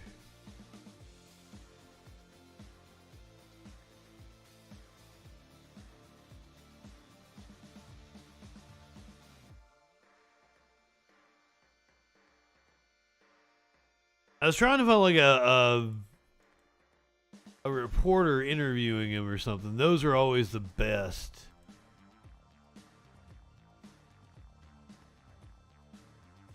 I didn't see one here in the search. But this is 2013. So we have to do what we do best. We have to lead. We have to lead. We have to update the global rules of the road. We have to do it in a way that maximizes benefits for everyone, because obviously it's overwhelmingly in our interest. This is not a zero-sum game. It's overwhelmingly in our interest that China prosper, that Mongolia prosper, that nations big and large, East and West, in Latin America and in Africa prosper.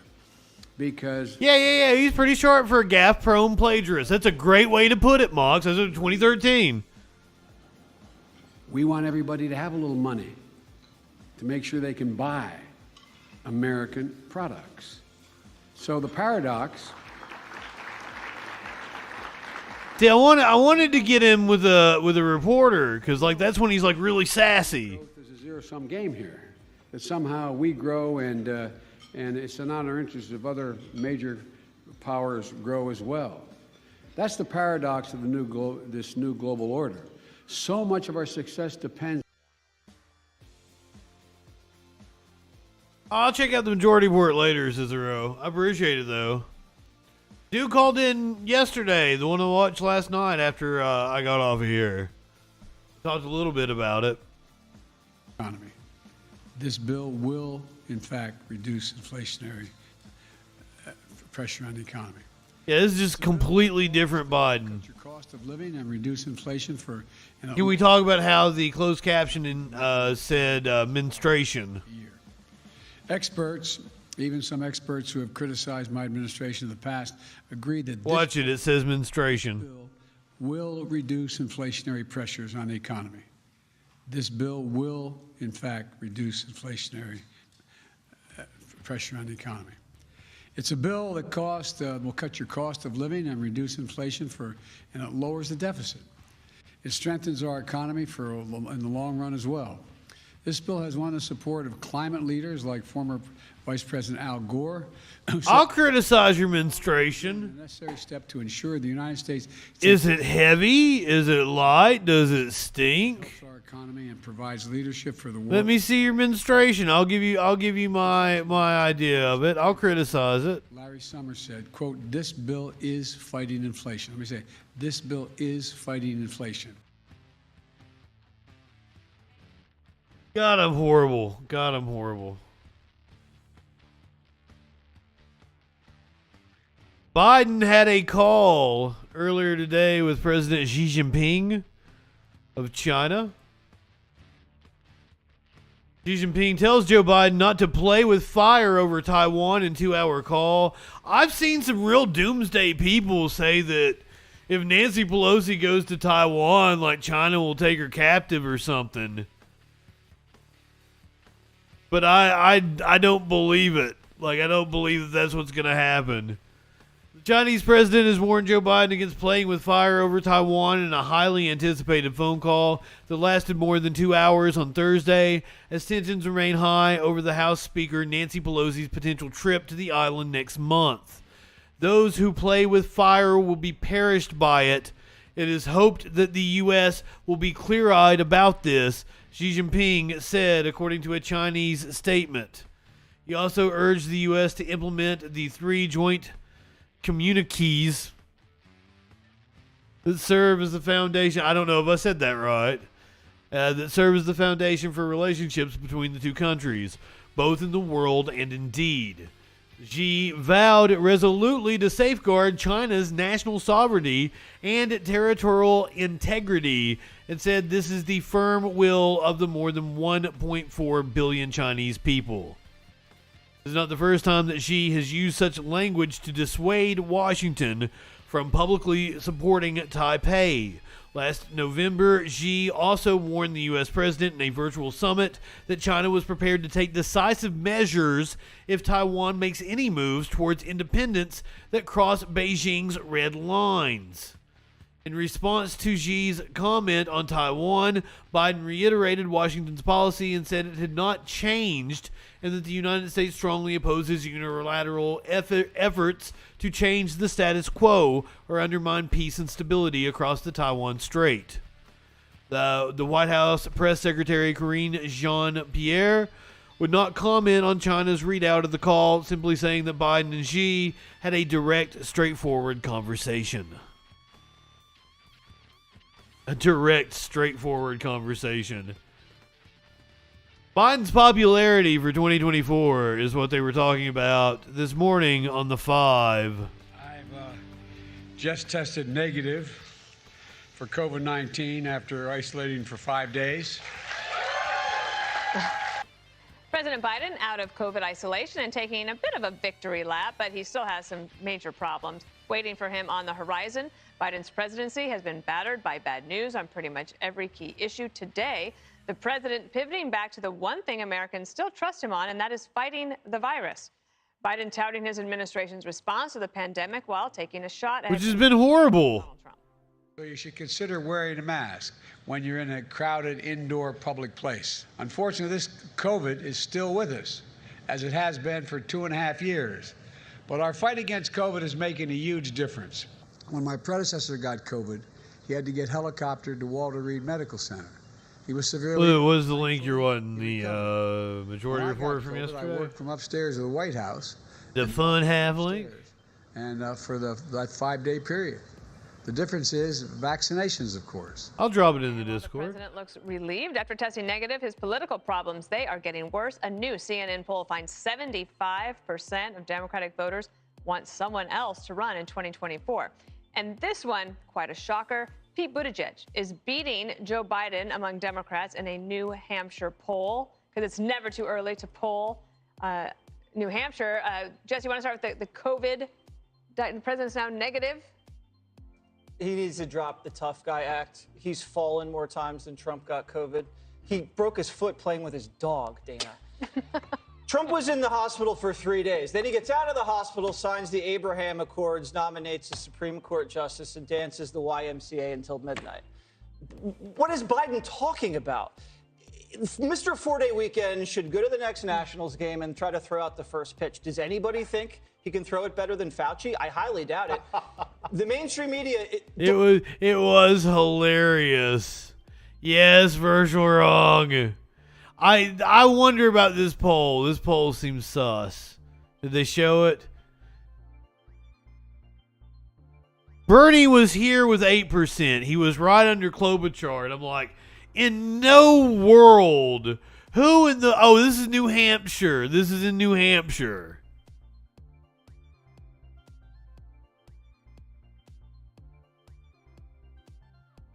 New Hampshire's where they fucked Bernie last year, wasn't it?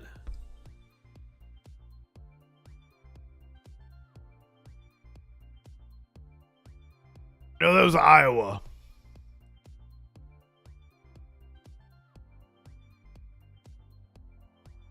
I don't believe this poll. It is way too early to be doing polls. And any poll that has Buttigieg, like, there's no way. There's no way. Any poll that has Buttigieg at the top is just it's not trustworthy.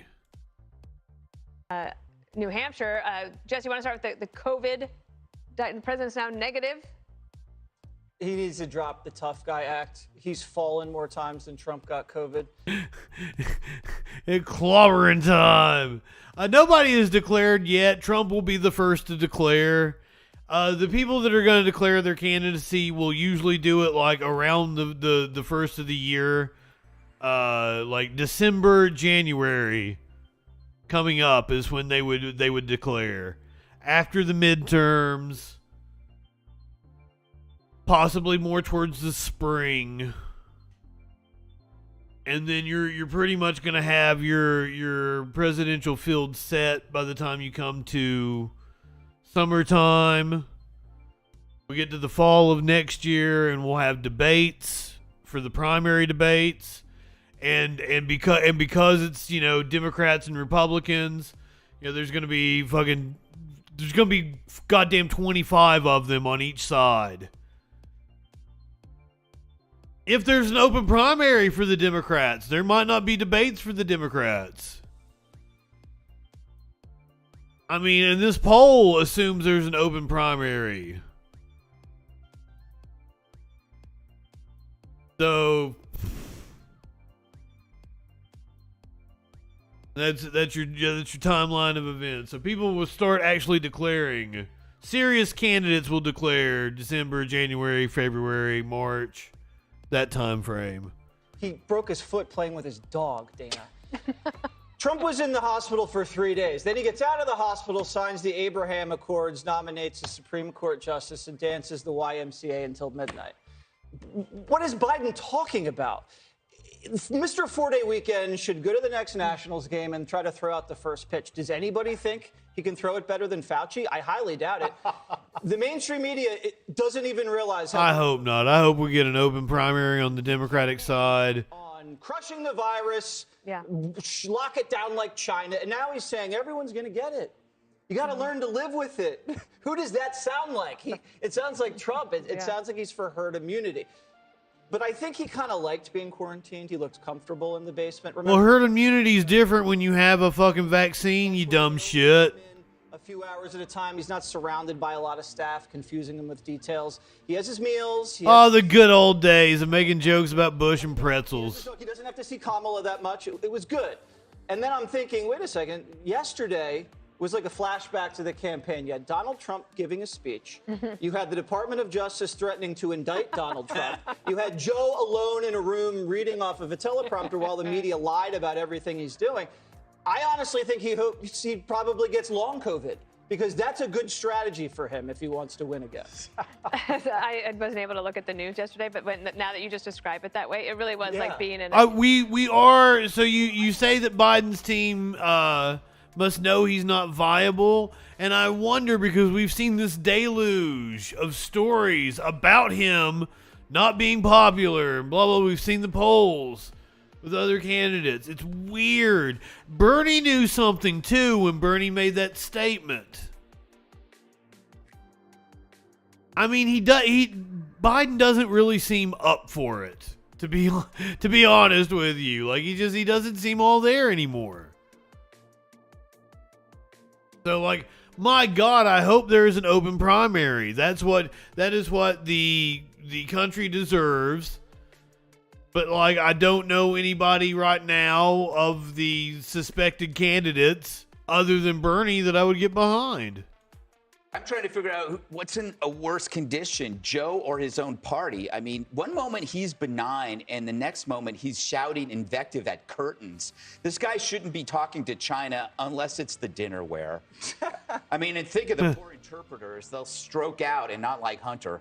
I haven't seen a guy this lost since the Donner Party, but his party is worse. They're propping him up like those photo stand-ins at the boardwalk, and there's no longer a question if he's running the country, it is who.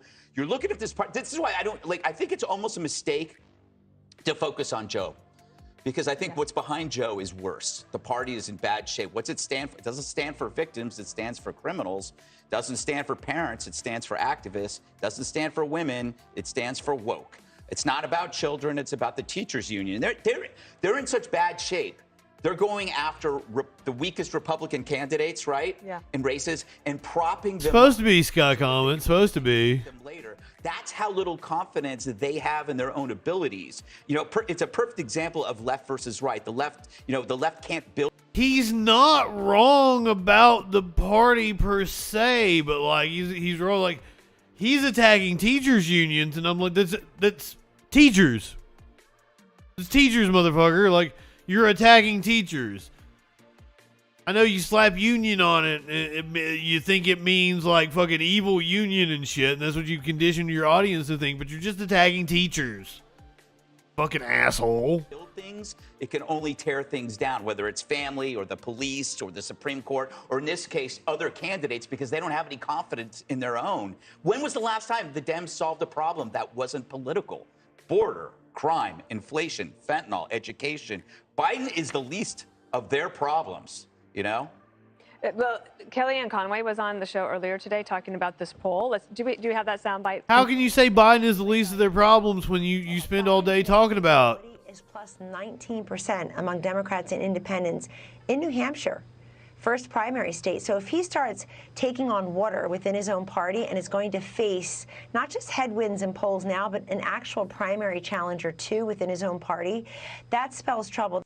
It does. What's interesting, Kennedy, that we weren't able to get to, but we will now, is that in that poll in New Hampshire, of the top 5 Democrats, Kamala Harris was not in the top 5. No, she came in at number 6. And Pete Buttigieg, who has not been a success in terms of his secretaryship, he's the least awful of all of them. So he's done a bad job. He's been completely elitist. Maybe they were old enough to remember the Donner Party. Other than to tell poor people to spend $70,000. That's Kennedy. That is Kennedy from MTV. Gas won't be a problem for them. But going into debt for it is absolutely fine. And somehow he is beating the president. And I asked Brett Baer this the other night, when do we reach critical mass? And, you know, there have to be people in his inner circle, and you've been there. You know, it's like, what did That's the picture I used of her on a thumbnail the other night. better than how we left Afghanistan? But it's got to be, you know, it's like the exit. Ride in Hill Dog. That's... Guys, that's what I said. That's what I said on the Facebook. That's what I said on the Facebook.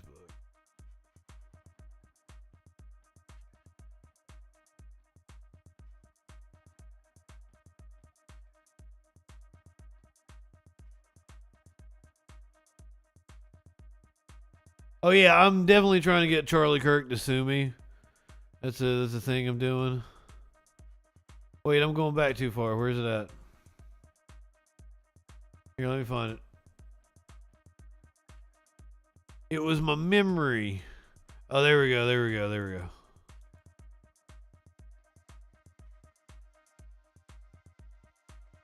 Oh, how do I get it? There's the post. Shit.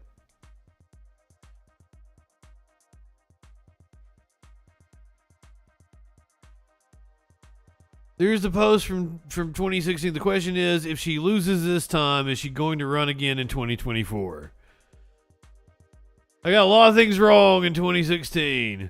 I can't click on it and show you the comments because that's where I'm like, this comment didn't age well at all.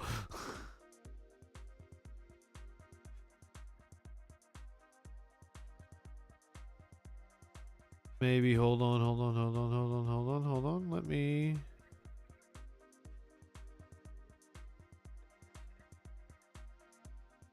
see if I can click on a comment from... Yeah, there we go. That got me to it. There we go. So this was me 6 years ago. I'm tired of fear-mongering on both sides. If Donald wins, the country will still be here. We survived Andrew Jackson and Nixon. He'll just let Pence run things and he'll play golf or some shit. Seriously, Dems need to stop with the fear. I'm sick of it. That comment did not age well. Me, what? But what about the Supreme Court? Any nominee must be confirmed by the Senate. Dems act like we'll have a new version of The Apprentice to determine the next justice. That was a good joke, but wrong. I was wrong. And that's me today when I saw it. This comment didn't age well. Did not age well at all. Trump got elected and didn't just play golf. Though he did do that a lot. And Pence didn't run things. I found out how much power the presidency really has, and it scared the shit out of me.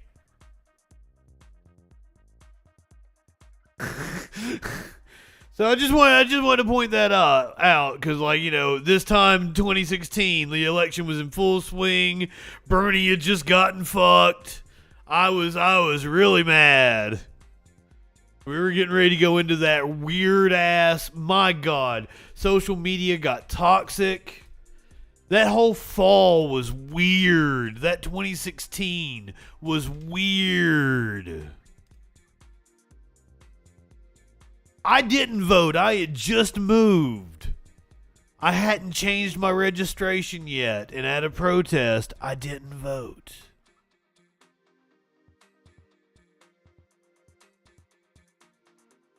I probably would have voted third party. I probably would have, though. Point, I think, is the most difficult thing for him. When does he announce that he's not running again? Is it before the midterms? That's an awful idea. It'll be after the midterms. Are you going to create this scramble with mediocre Californians like Kamala Harris and Gavin Newsom trying to elbow a lame president out of the way?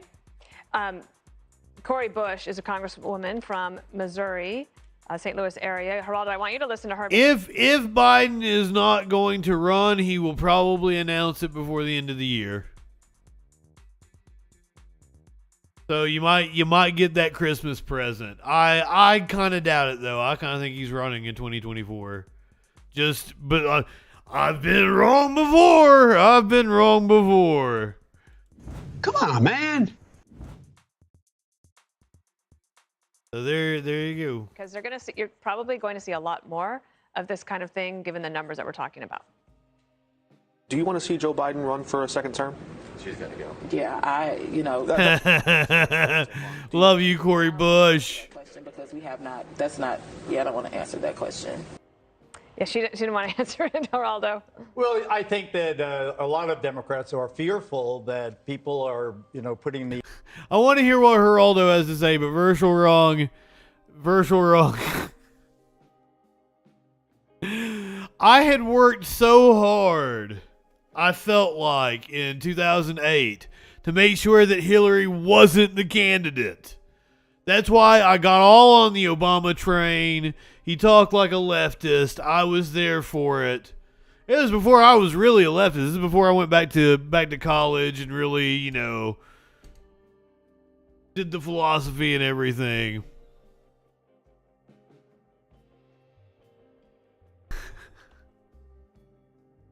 I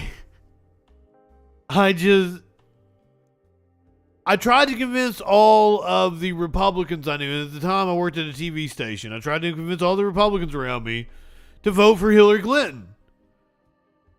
I was like, I'm not going to vote for her, but here's why you should. Because, tell me what the difference is between her and Ronald Reagan other than her nominally supporting gay marriage. Is there any difference? No, there's not. So, fucking vote for Hillary Clinton. She's Ronald Reagan in a pantsuit.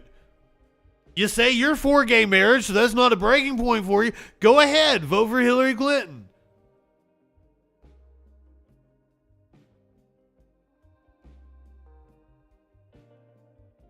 I voted for Obama the first time, and I voted for Gary Johnson the second time in 2012. And that's I will do that if it's a safe election like that Obama election was. And I can cast my vote towards a third party. I think I always do that, and I will go for the most viable third party in the state that I'm in. It is totally not your fault that she couldn't carry the Rust Belt, and there's still Hillary Clinton supporters that blame Bernie Sanders for her loss, and Bernie campaigned more for her than she did. What is wrong with you people? And that attitude is the reason why people don't like Hillary Clinton.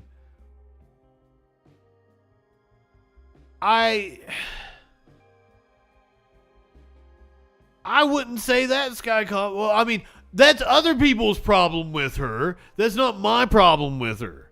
The reason why the people that I'm describing, she's Ronald Reagan in a pantsuit, why can't you vote for her? Their problem with her is that she's a woman. I totally get that. And even there's misogyny in the Democratic Party as well. I was a hardcore McCain supporter in 2000.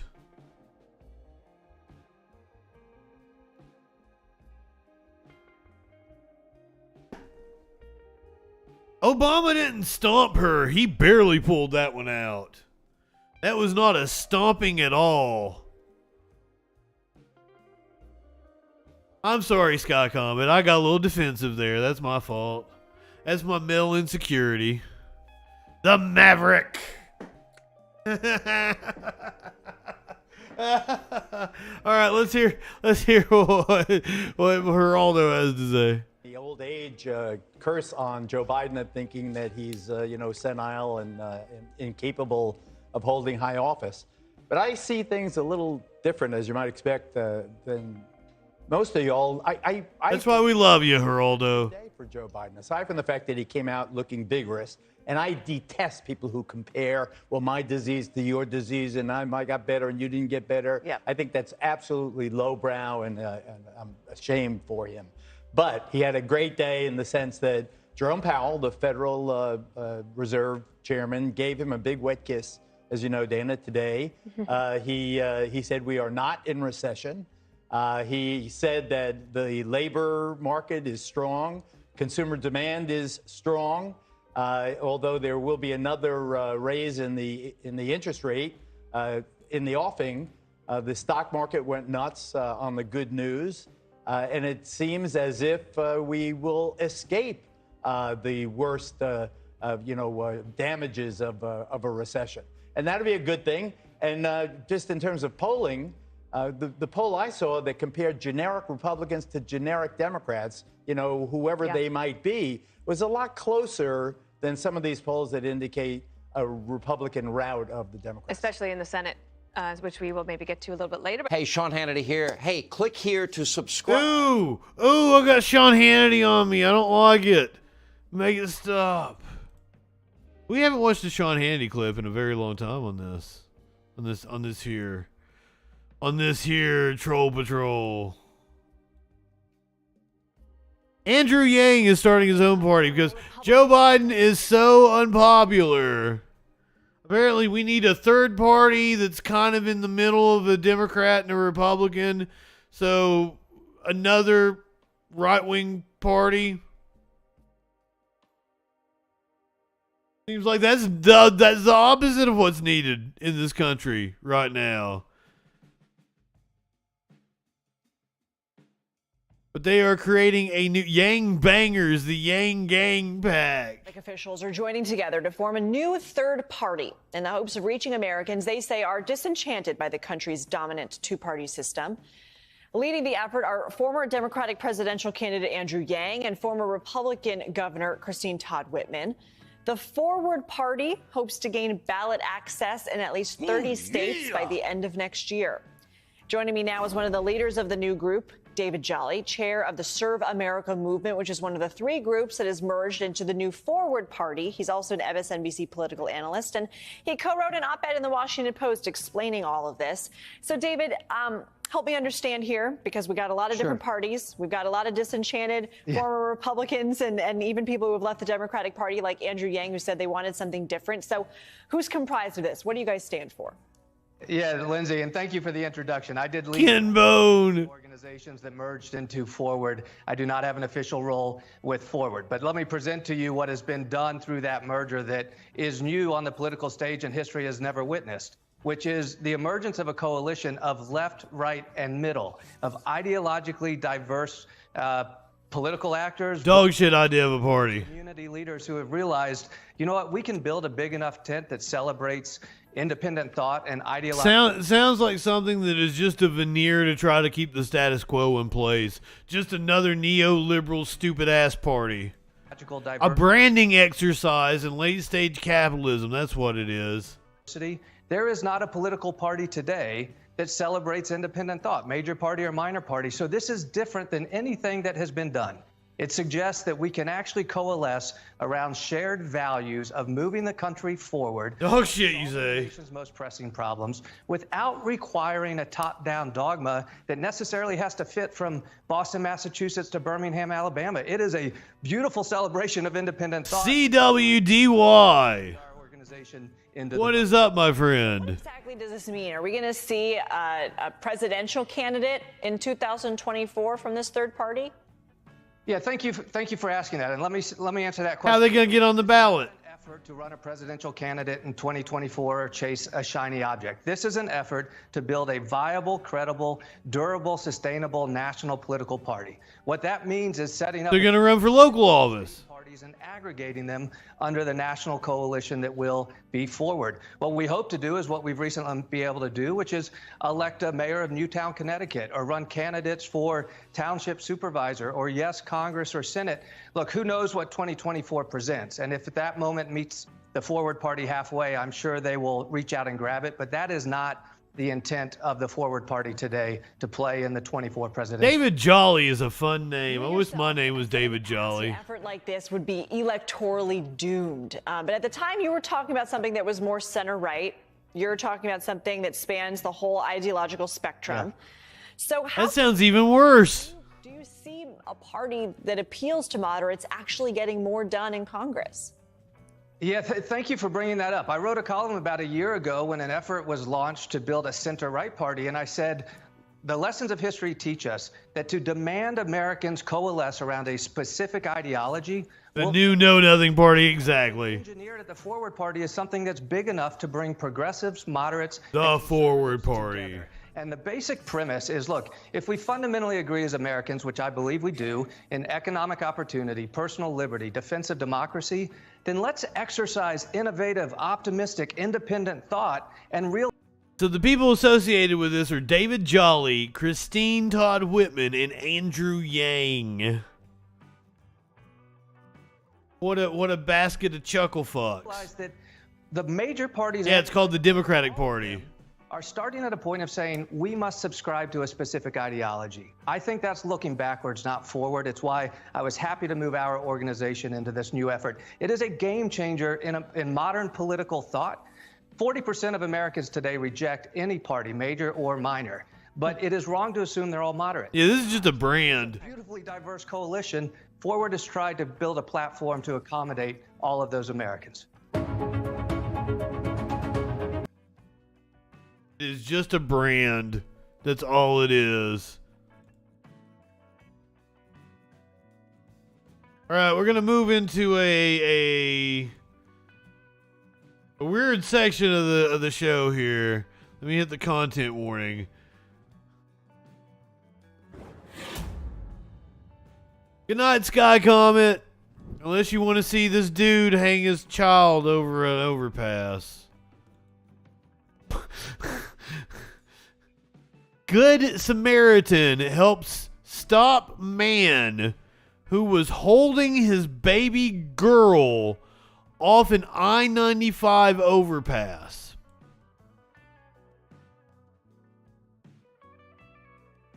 This happened earlier today.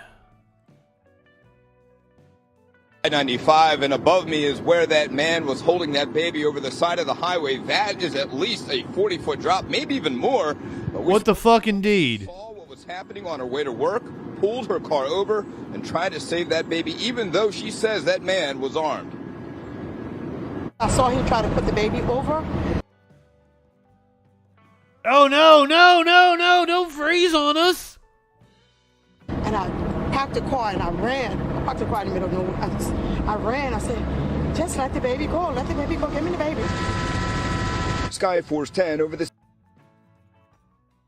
Man, their video player sucks. Or maybe it is possible that this... in Northeast Philly. It is possible that this story is so wild that there are so many people watching it that it's like overloading what this website could normally handle. That is a possibility here. Highway, that is at least a 40-foot drop, maybe even more. But we spoke to the woman who saw what was happening on her way to work, pulled her car over, and tried to save that baby, even though she says that man was armed. I saw him try to put the baby over, and I parked the car and I ran. I parked the car in the middle of nowhere. I ran. I said, just let the baby go. Let the baby go. Give me the baby.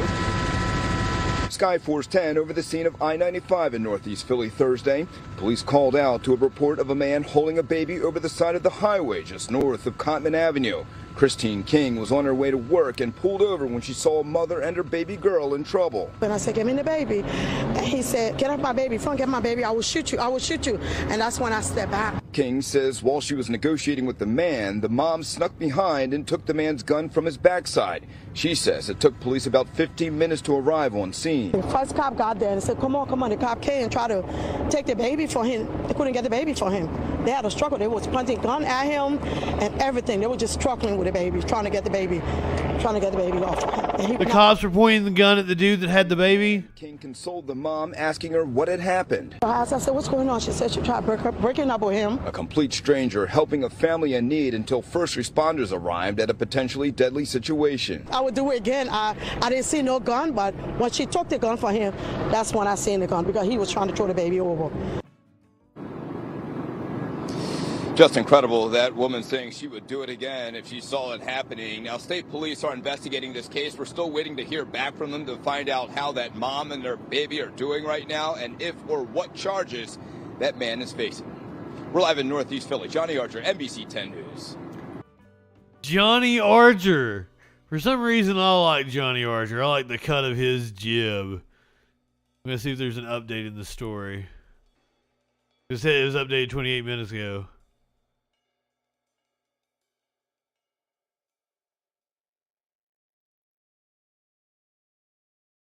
But it doesn't have any new information in it. Damn, because this happened just a few hours ago. This was today in Philadelphia. Oh. Now we're going to go to some heart-wrenching stories. We're going to hit the content warning again.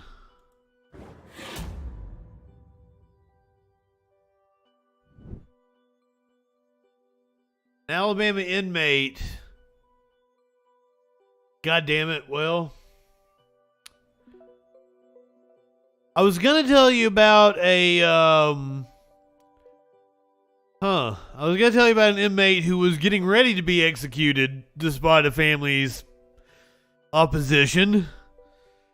But as of right now, apparently I'm telling you about an inmate who was executed despite the family's opposition.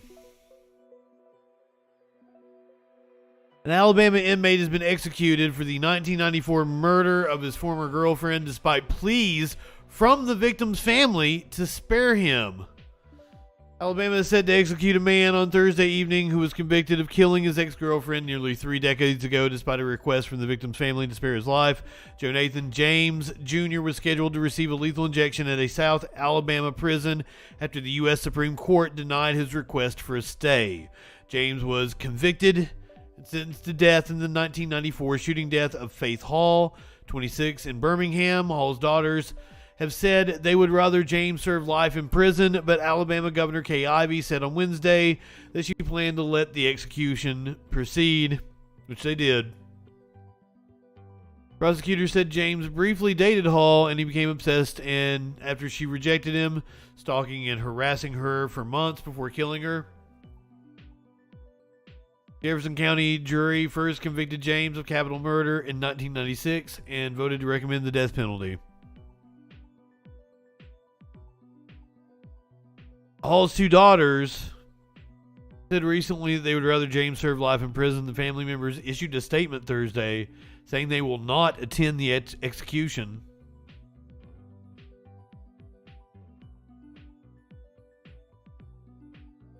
It's amazing they don't get a say in it. In Oklahoma, this poor motherfucker has been scheduled to die 3 different times and now has a 4th execution date. And he's probably innocent. He's probably innocent. Richard Glossop, 59, was sentenced to death in Oklahoma in 2004. Since then, he's eaten his last meal 3 times. That's fucked up. That's torture. That's fucking torture. Richard Glossop, an inmate on Oklahoma's death row, had a message for those advocating his innocence last year. God has spared me many times, and I know he will spare me again.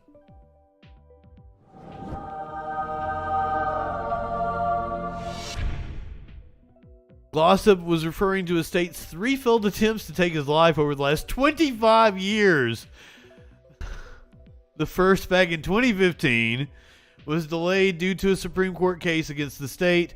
The second later that year was stayed a mere 3 hours before Glossop was scheduled to be put to death. A new execution date was set for the same month, but then was canceled after the state discovered they had the wrong fucking drug.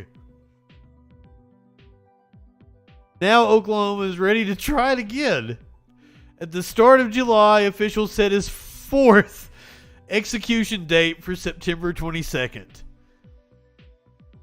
Glossop is one of 25 inmates who have had their execution scheduled in Oklahoma over the next 29 months. 25 in 29 months. Glossop was convicted of a murder for hire after a hitman named Justin Sneed testified that Glossop paid him to kill Barry Van Treese, who owned the motel where Glossop worked. This happened in 1997 in exchange for Sneed's testimony against Glossop. Sneed received life in prison. Glossop, however, was sentenced to death in 2004. There's also been unprecedented bipartisan support for Glossop in Oklahoma. 34 lawmakers, including 28 Republicans, it's a majority Republicans, want him to be retried, as well as persistent claims that he's innocent. If we put Richard Glossop to death, I will fight in this state to abolish the death penalty simply because the process is not pure. Oklahoma Republican Representative Kevin McDougal said in June. It shouldn't take this one specific case to make you want to put an end to it because the process is not pure. I'm glad you're coming to your senses. But it shouldn't take this case. There's a whole mountain of evidence. There's a pile of skulls you sit on, sir. But Oklahoma Governor Kevin Stitt refused to order a new investigation into Glossop's case. Oklahoma lawmakers had an external law firm review the evidence. That report, based on a review of 12,000 documents, 36 witness interviews, 7 juror interviews, and other evidence, conclude that Glossop's trial cannot be relied on to support a murder-for-hire conviction, nor can it provide a basis for the government to take the life of Richard E. Glossop. There have also been allegations that prosecutors destroyed vital evidence during Glossop's trial. Courts have reversed convictions for or exonerated 11 inmates sentenced to death in the same county. 11 reversed convictions or exonerated 11 inmates in that county. Snitch testimony, which involves an incarcerated individual testifying against someone else, is also the leading cause of wrongful convictions in capital cases, accounting for 45% of wrongful death penalty convictions since 1973. This is according to the Innocence Project. Glossop's new execution date comes after a judge decided the state was indeed capable of carrying out executions using lethal injections, despite a deluge of lawsuits arguing the lack of proper drugs and protocols have led to a spate of botched executions and constitutes cruel and unusual punishment under the 8th Amendment. Glossop became the lead plaintiff in the 2015 landmark case, Glossop versus Gross, after an autopsy showed that Oklahoma used the wrong drug to stop Charles Warner's heart. In that opinion, Justice Stephen Breyer famously dissented against the court's decision that using midazolam to kill death row inmates wasn't cruel and unusual. The state was so intent on killing Glossop that they wanted to use the wrong drug again in his third scheduled execution, before then Governor Mary Fallin halted it at the last minute.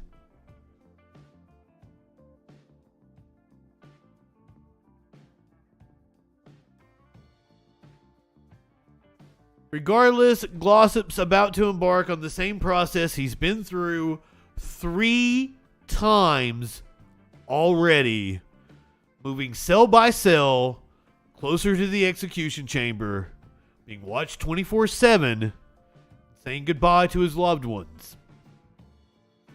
For his last meal, Glossop will likely order the same 4 items he's chosen every time: fish and chips, Wendy's Baconator, a strawberry shake, and pizza.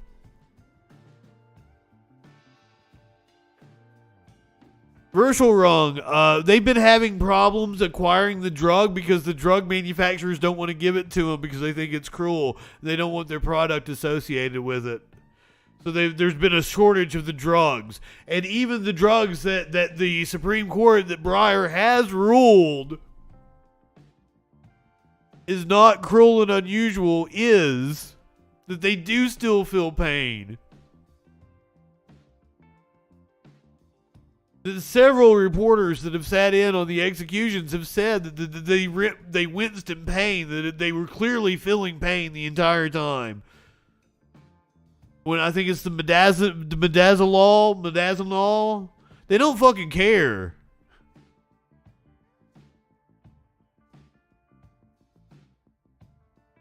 Would not be my last meal at all, no.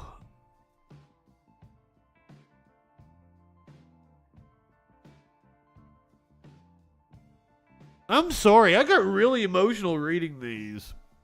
This is a cause. So and I've never had a family member on death row. I've never known anybody on death row. I have no emotional connection to anyone on death row. I've just heard the evidence and am appalled by it.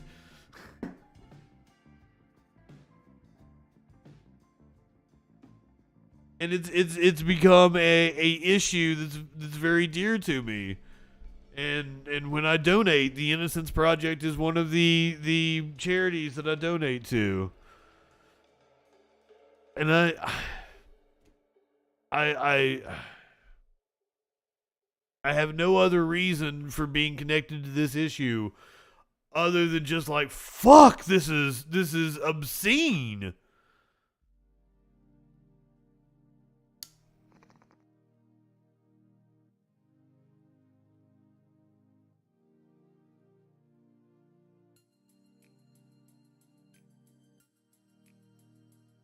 Yeah. Impending doom, moving slowly down death row. Fucking goddamn.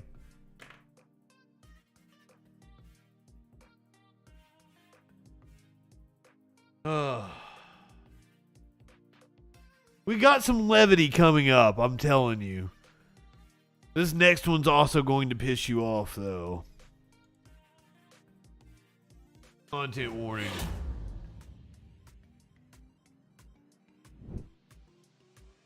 This is a picture from an LAPD press conference where they are holding up a gun. Take a good look at the gun.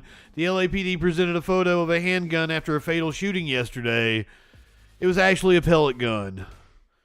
More than 4 hours after the LAPD shot and killed a man on Wednesday morning just up the street from the OG Carnitas Mohawken.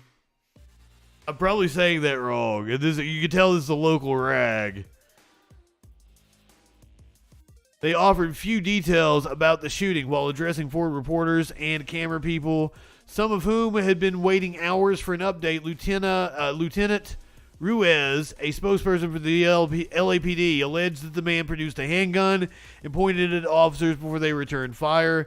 At the end of the briefing, Lieutenant Ruiz held up a digital photo printed of a 8x12 sheet of paper of the alleged handgun. However, she could not confirm if the gun was real or not. It's still under investigation. 2 hours later, LA Taco confirmed with LAPD Chief Michael Moore, not that Michael Moore, that the alleged handgun described by Lieutenant Ruiz was not in fact a firearm. I'm told the item is a replica handgun, possibly an air pistol. Chief Moore wrote in an email. Moore did not respond to a follow-up email asking approximately when he was briefed on the shooting. Roughly 7 hours after the fatal shooting, the LAPD publicly acknowledged that the reported firearm was a pellet gun on Twitter. As of publishing, they had not posted a news release on their official website. That's the picture they passed off as a handgun. To a local hospital is listed in stable but serious condition, and we're glad to announce that no officers or bystanders were injured during the We don't give a shit if an officer is injured. and we're still Well, actually, I take that back. We would like to know if they were injured because we'd like to celebrate.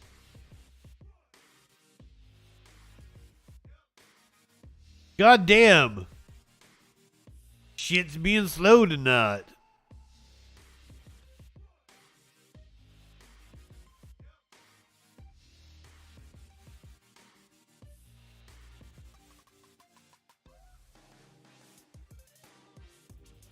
LAPD shot a black man in the back 3 times. He had a pellet gun.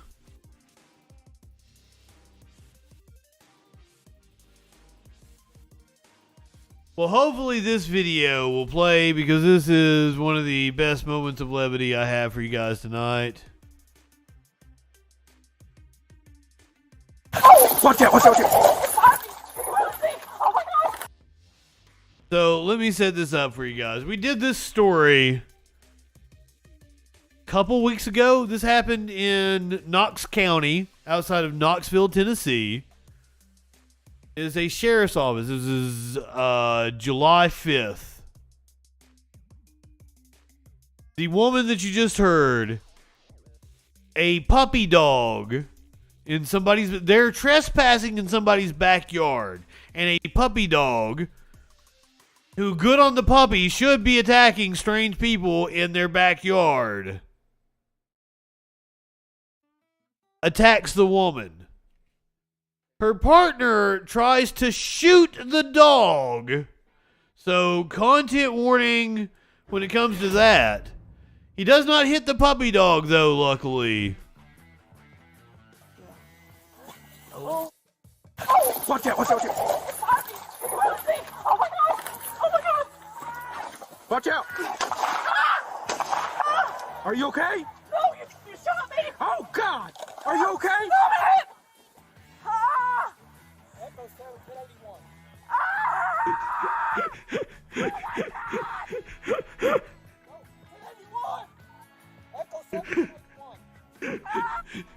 No, you shot me! Are you okay? Watch out, watch out, watch out. Oh my God! Oh my God! Watch out! Are you okay? Oh, God! Are you okay? Stop it! Ah! Echo 781. Ah! Oh my God!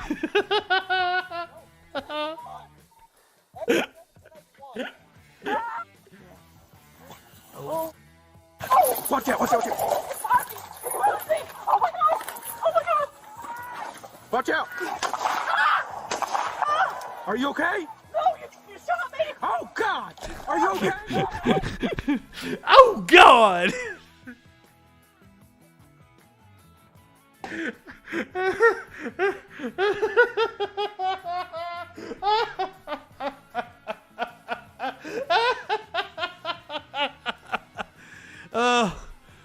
For any of you that might be worried about her, she's okay. Shot her in the leg.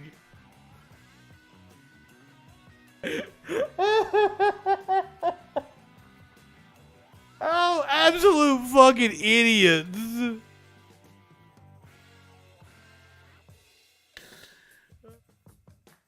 No, the dog's okay. The dog's okay, Toads. Luckily.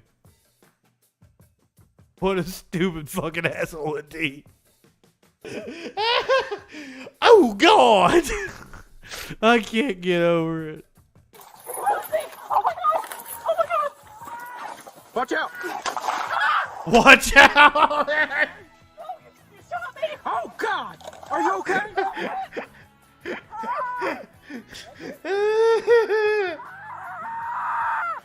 Oh my God! No, 1081. Echo 7. Oh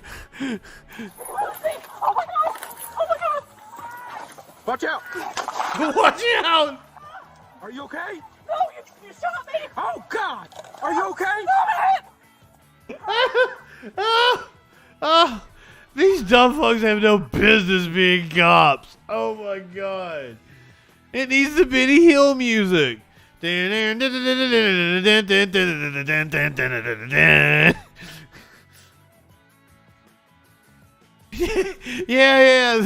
Feel more sympathy for the residents who had to put up with this nonsense. And like the poor people, you tried to shoot my fucking dog? Why did you try to shoot my fucking dog? You stupid ass fucking don't go on people's properties and shoot their dogs. If you're on their property and the dog attacks you, good. You deserve it. Don't pull out your fucking gun, you stupid fucking pussy. God, I shouldn't even... You're too good to call you a pussy. Pussies are too good for you. Pussies are tough and resilient, the exact opposite of a cop. Warm and inviting, tough and resilient are the qualities of a pussy. That does not describe a fucking pig at all. I've hung out with moonshine drug hillbillies who are more responsible with guns. Hell yeah. That's exactly right. She was resisting. She was resisting. I'm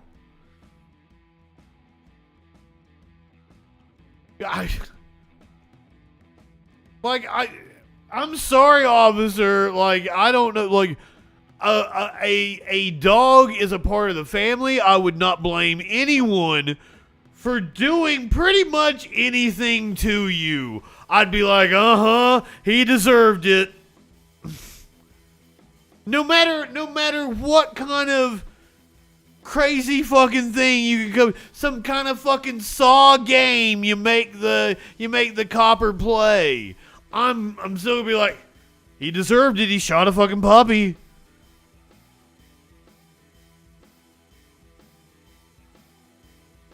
Fair enough, Tones, and I do love them. I do love them so much. Pigs are awesome. I've known pigs. Pigs are fantastic pets, but they make a fantastic sandwich. And your firearm is not for animals. Unless you got some kind of mutated bear or something. Then maybe. Then. But that's a big fucking if. A Florida state candidate asked about his arrest. I believe we've got video of it. So, you know it's my kind of story. Investigates new questions about a local politician who's running for office. I'm John Bachman. I'm Tanika Hughes. This is Jacksonville Beach City Councilman Chet Stokes. He is a Republican candidate for the State House representing parts of the beaches in Duval County. Of course he's a Republican. Investigator Ben Becker discovered that there is an active out-of-state warrant for his arrest. Oh, wow, that news, that's funky. Goes back 11 years to a case in Arizona. I also discovered his graduation. Hold on. Out-of-state warrant for his arrest.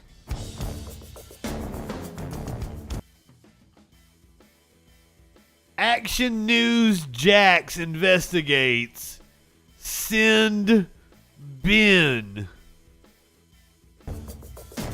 Now, the arrest warrant goes back 11 years to a case in Arizona. Ben Becker. Graduation claims don't make the grade. Chet Stokes is running to represent the beaches and parts of Duval County in the State House. He'll defend the Constitution. So you may have seen the current Jax Beach councilman in this commercial. And never compromise our shared values. But there are new questions about those shared values. Hey, Ben Becker, Action News. I caught up with Stokes at a Jacksonville Beach City Council meeting Monday after he declined a previous interview request. In an Action News Jax investigation, I discovered a diploma dilemma in Stokes' education. A diploma dilemma! Okay, man, okay. Ben Becker, okay. Diploma dilemma. Maybe I got a crush on Ben Becker now. Ben Becker. Request. In an Action News Jax investigation, I discovered a diploma dilemma in Stokes' educational background at Auburn University, and I questioned him if he deliberately stretched the truth. This is not on the record. Not on the record. Well, we're in a public building. Okay, well, excuse me. Take a look at Stokes' House Seat campaign website, his work bio, his bio when he ran in Jax Beach, and even the Episcopal School magazine. They all Everything's really white. That Stokes graduated from Auburn University. But I obtained this, a degree verified certificate issued by the National Students Clearinghouse. It says Eugene Chester Stokes, that's Stokes' legal name, attended Auburn University from August 2009 to April 2014 for 4.5 years. But degree title says enrollment only. I emailed Auburn University in the office. He never graduated. But at it, he did not graduate from Auburn. So what about those graduation claims? Stokes had come in like a tiger, but now was leaving on the lam. One's an accident, two's a trend, three's a problem. Auburn is the Tigers, by the way. The website has now been changed. It reads, attended Auburn University, and his bio has been scrubbed off the work site. But that's not the only arresting development I discovered. I got my hands... Arresting development! Arresting development! This motherfucker's got him, he's got him for days. Arresting development. Diploma dilemma. Ben Becker, is that your real name, or did you come up with that one too? Ben Becker. It's in Maricopa County in Arizona. It was issued after he no-showed 2 arraignments in Arizona for possession of alcohol by a minor in 2011. When were you going to tell voters about the arrest warrant?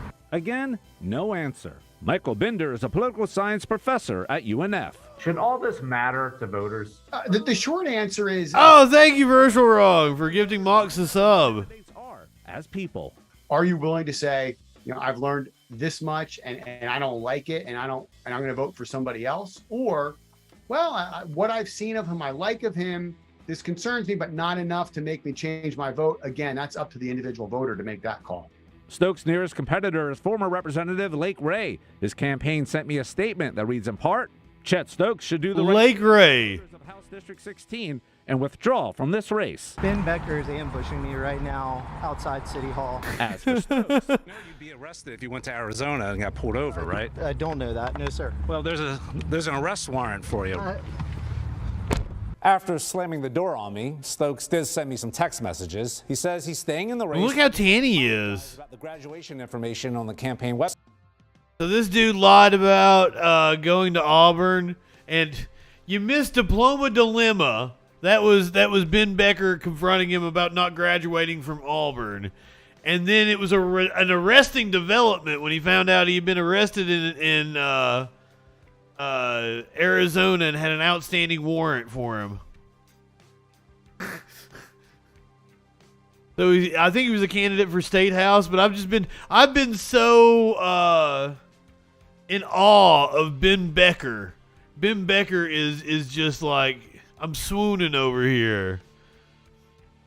He'll defend the Constitution instead of Stokes commercial, and he'll never compromise on our shared values. Fox, I'm glad you made it. I've been playing with the commercials, and my bad.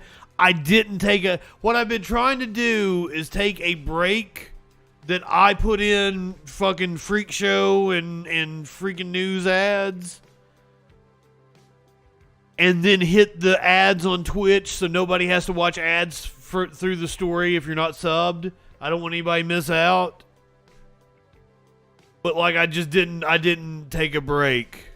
And I forgot that like I was playing with like the length of the ads and shit. That's a hell of a long time to have to sit through ads. I'm so sorry. I'm into the Becker dude.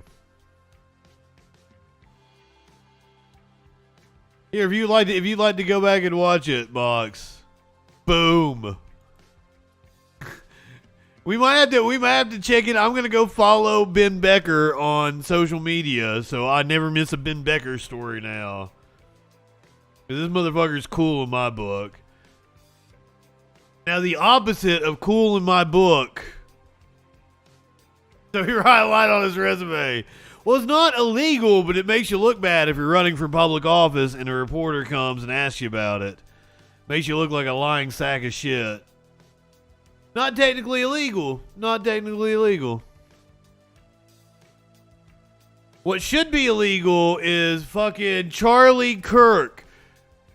He and TPUSA and this Nazi-ass organization, yes, I said it, sue me, Charlie Kirk. You're a bunch of groomers. You groom children over there.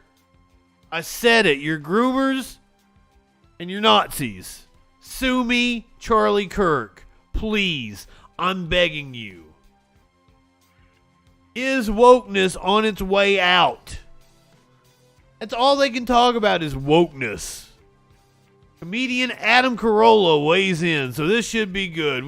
We're in for some ha-has, guys. Are you ready?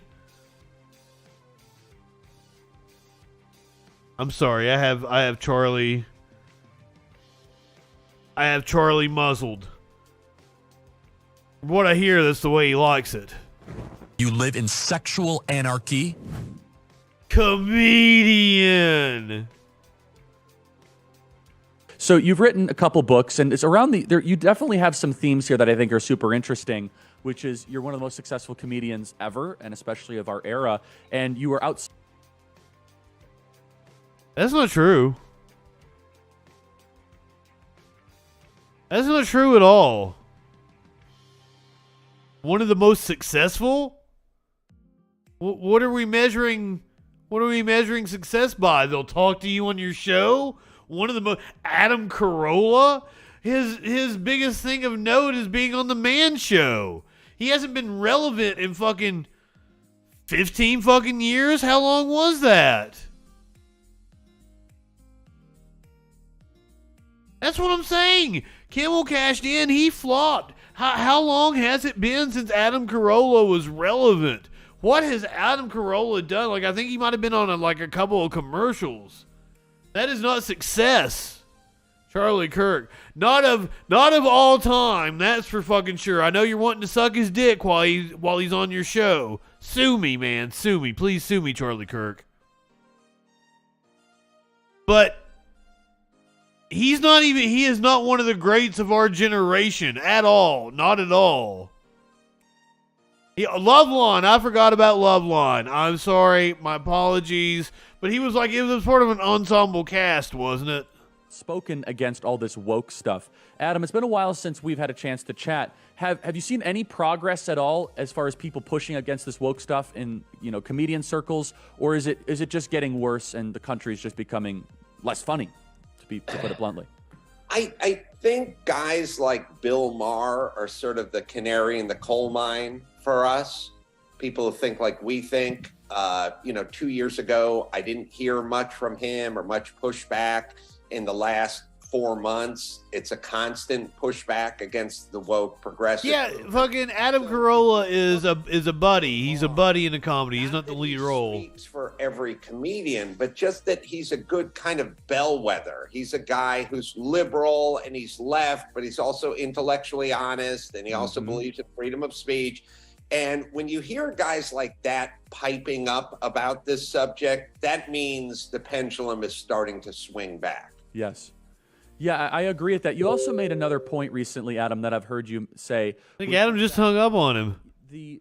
The smart people are starting to defect from the woke. That you're starting people like Glenn Greenwald and Matt Taibbi, and are those the smart people? I mentioned this as well over the weekend, that the people that kind of are able to sustain themselves outside of an infrastructure of Teen Vogue or whatever, they're actually pushing back against this. Can you help elaborate on that? Yeah, it was funny. I was interviewing Gutfeld when I was in New York for my podcast, and we were having a conversation, and I came up with this hypotheses because we're kind of wondering, who are the people that are stepping outside of the lines on the left and speaking their mind? Who are the people that are risking getting fired from their job because... Yeah, the whole thing for Alex Jones, that was wild. And I said, I think it's the people who are good. Or mask off. Put a finer point on it. Who are excellent and understand it, which is to say, and I come from a blue collar world. I have a guy who works for me right now. His name is Sean. He makes good money. If I was a comedian appearing on somebody's show, this is just me as like a media consultant. This is Justin Mullins, a media consultant, talking to you right now.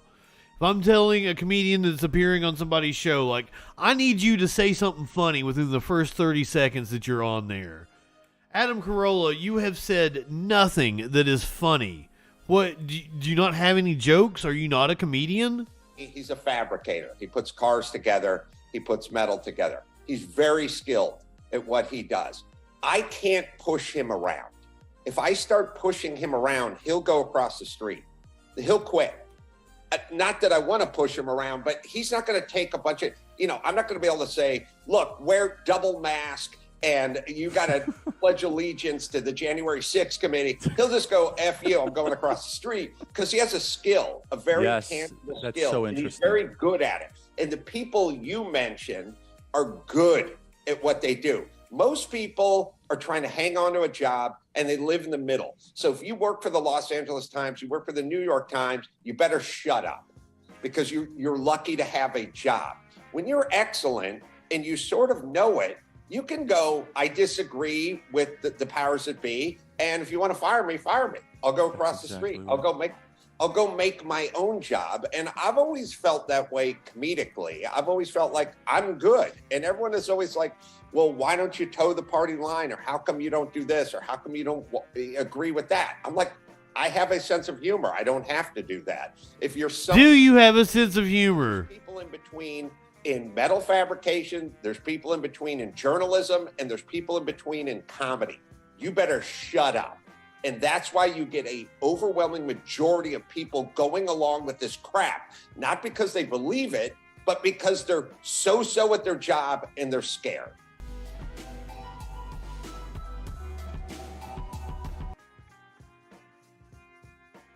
Boo, that wasn't fun at all. That was like nothing I can make fun of. There's nothing there. I hate it. The funniest part about that whole thing was me, like, wanting Charlie Kirk to sue me. I'm so let down, but this won't let you down. Here's a baby seal getting a swimming lesson. He sounds like Dan Aykroyd now, except not funny. Okay, I'll give you that.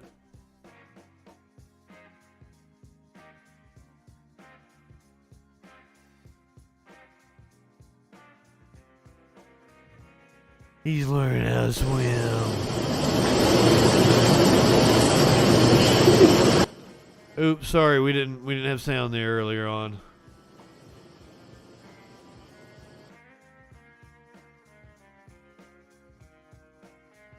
Looks like you took to it pretty well. How fucking adorable. I didn't know they were furry. I think I've said that before when we watched a baby seal video.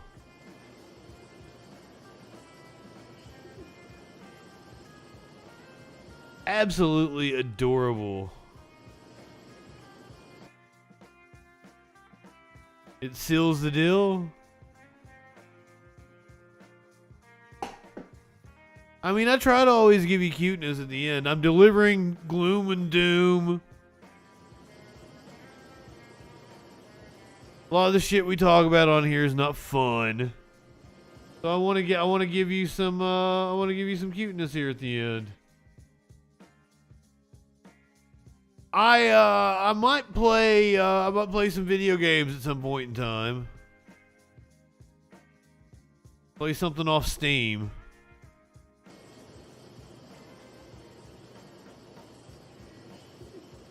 Is that the same seal? Is that the one she just put in there? Or is that a different seal?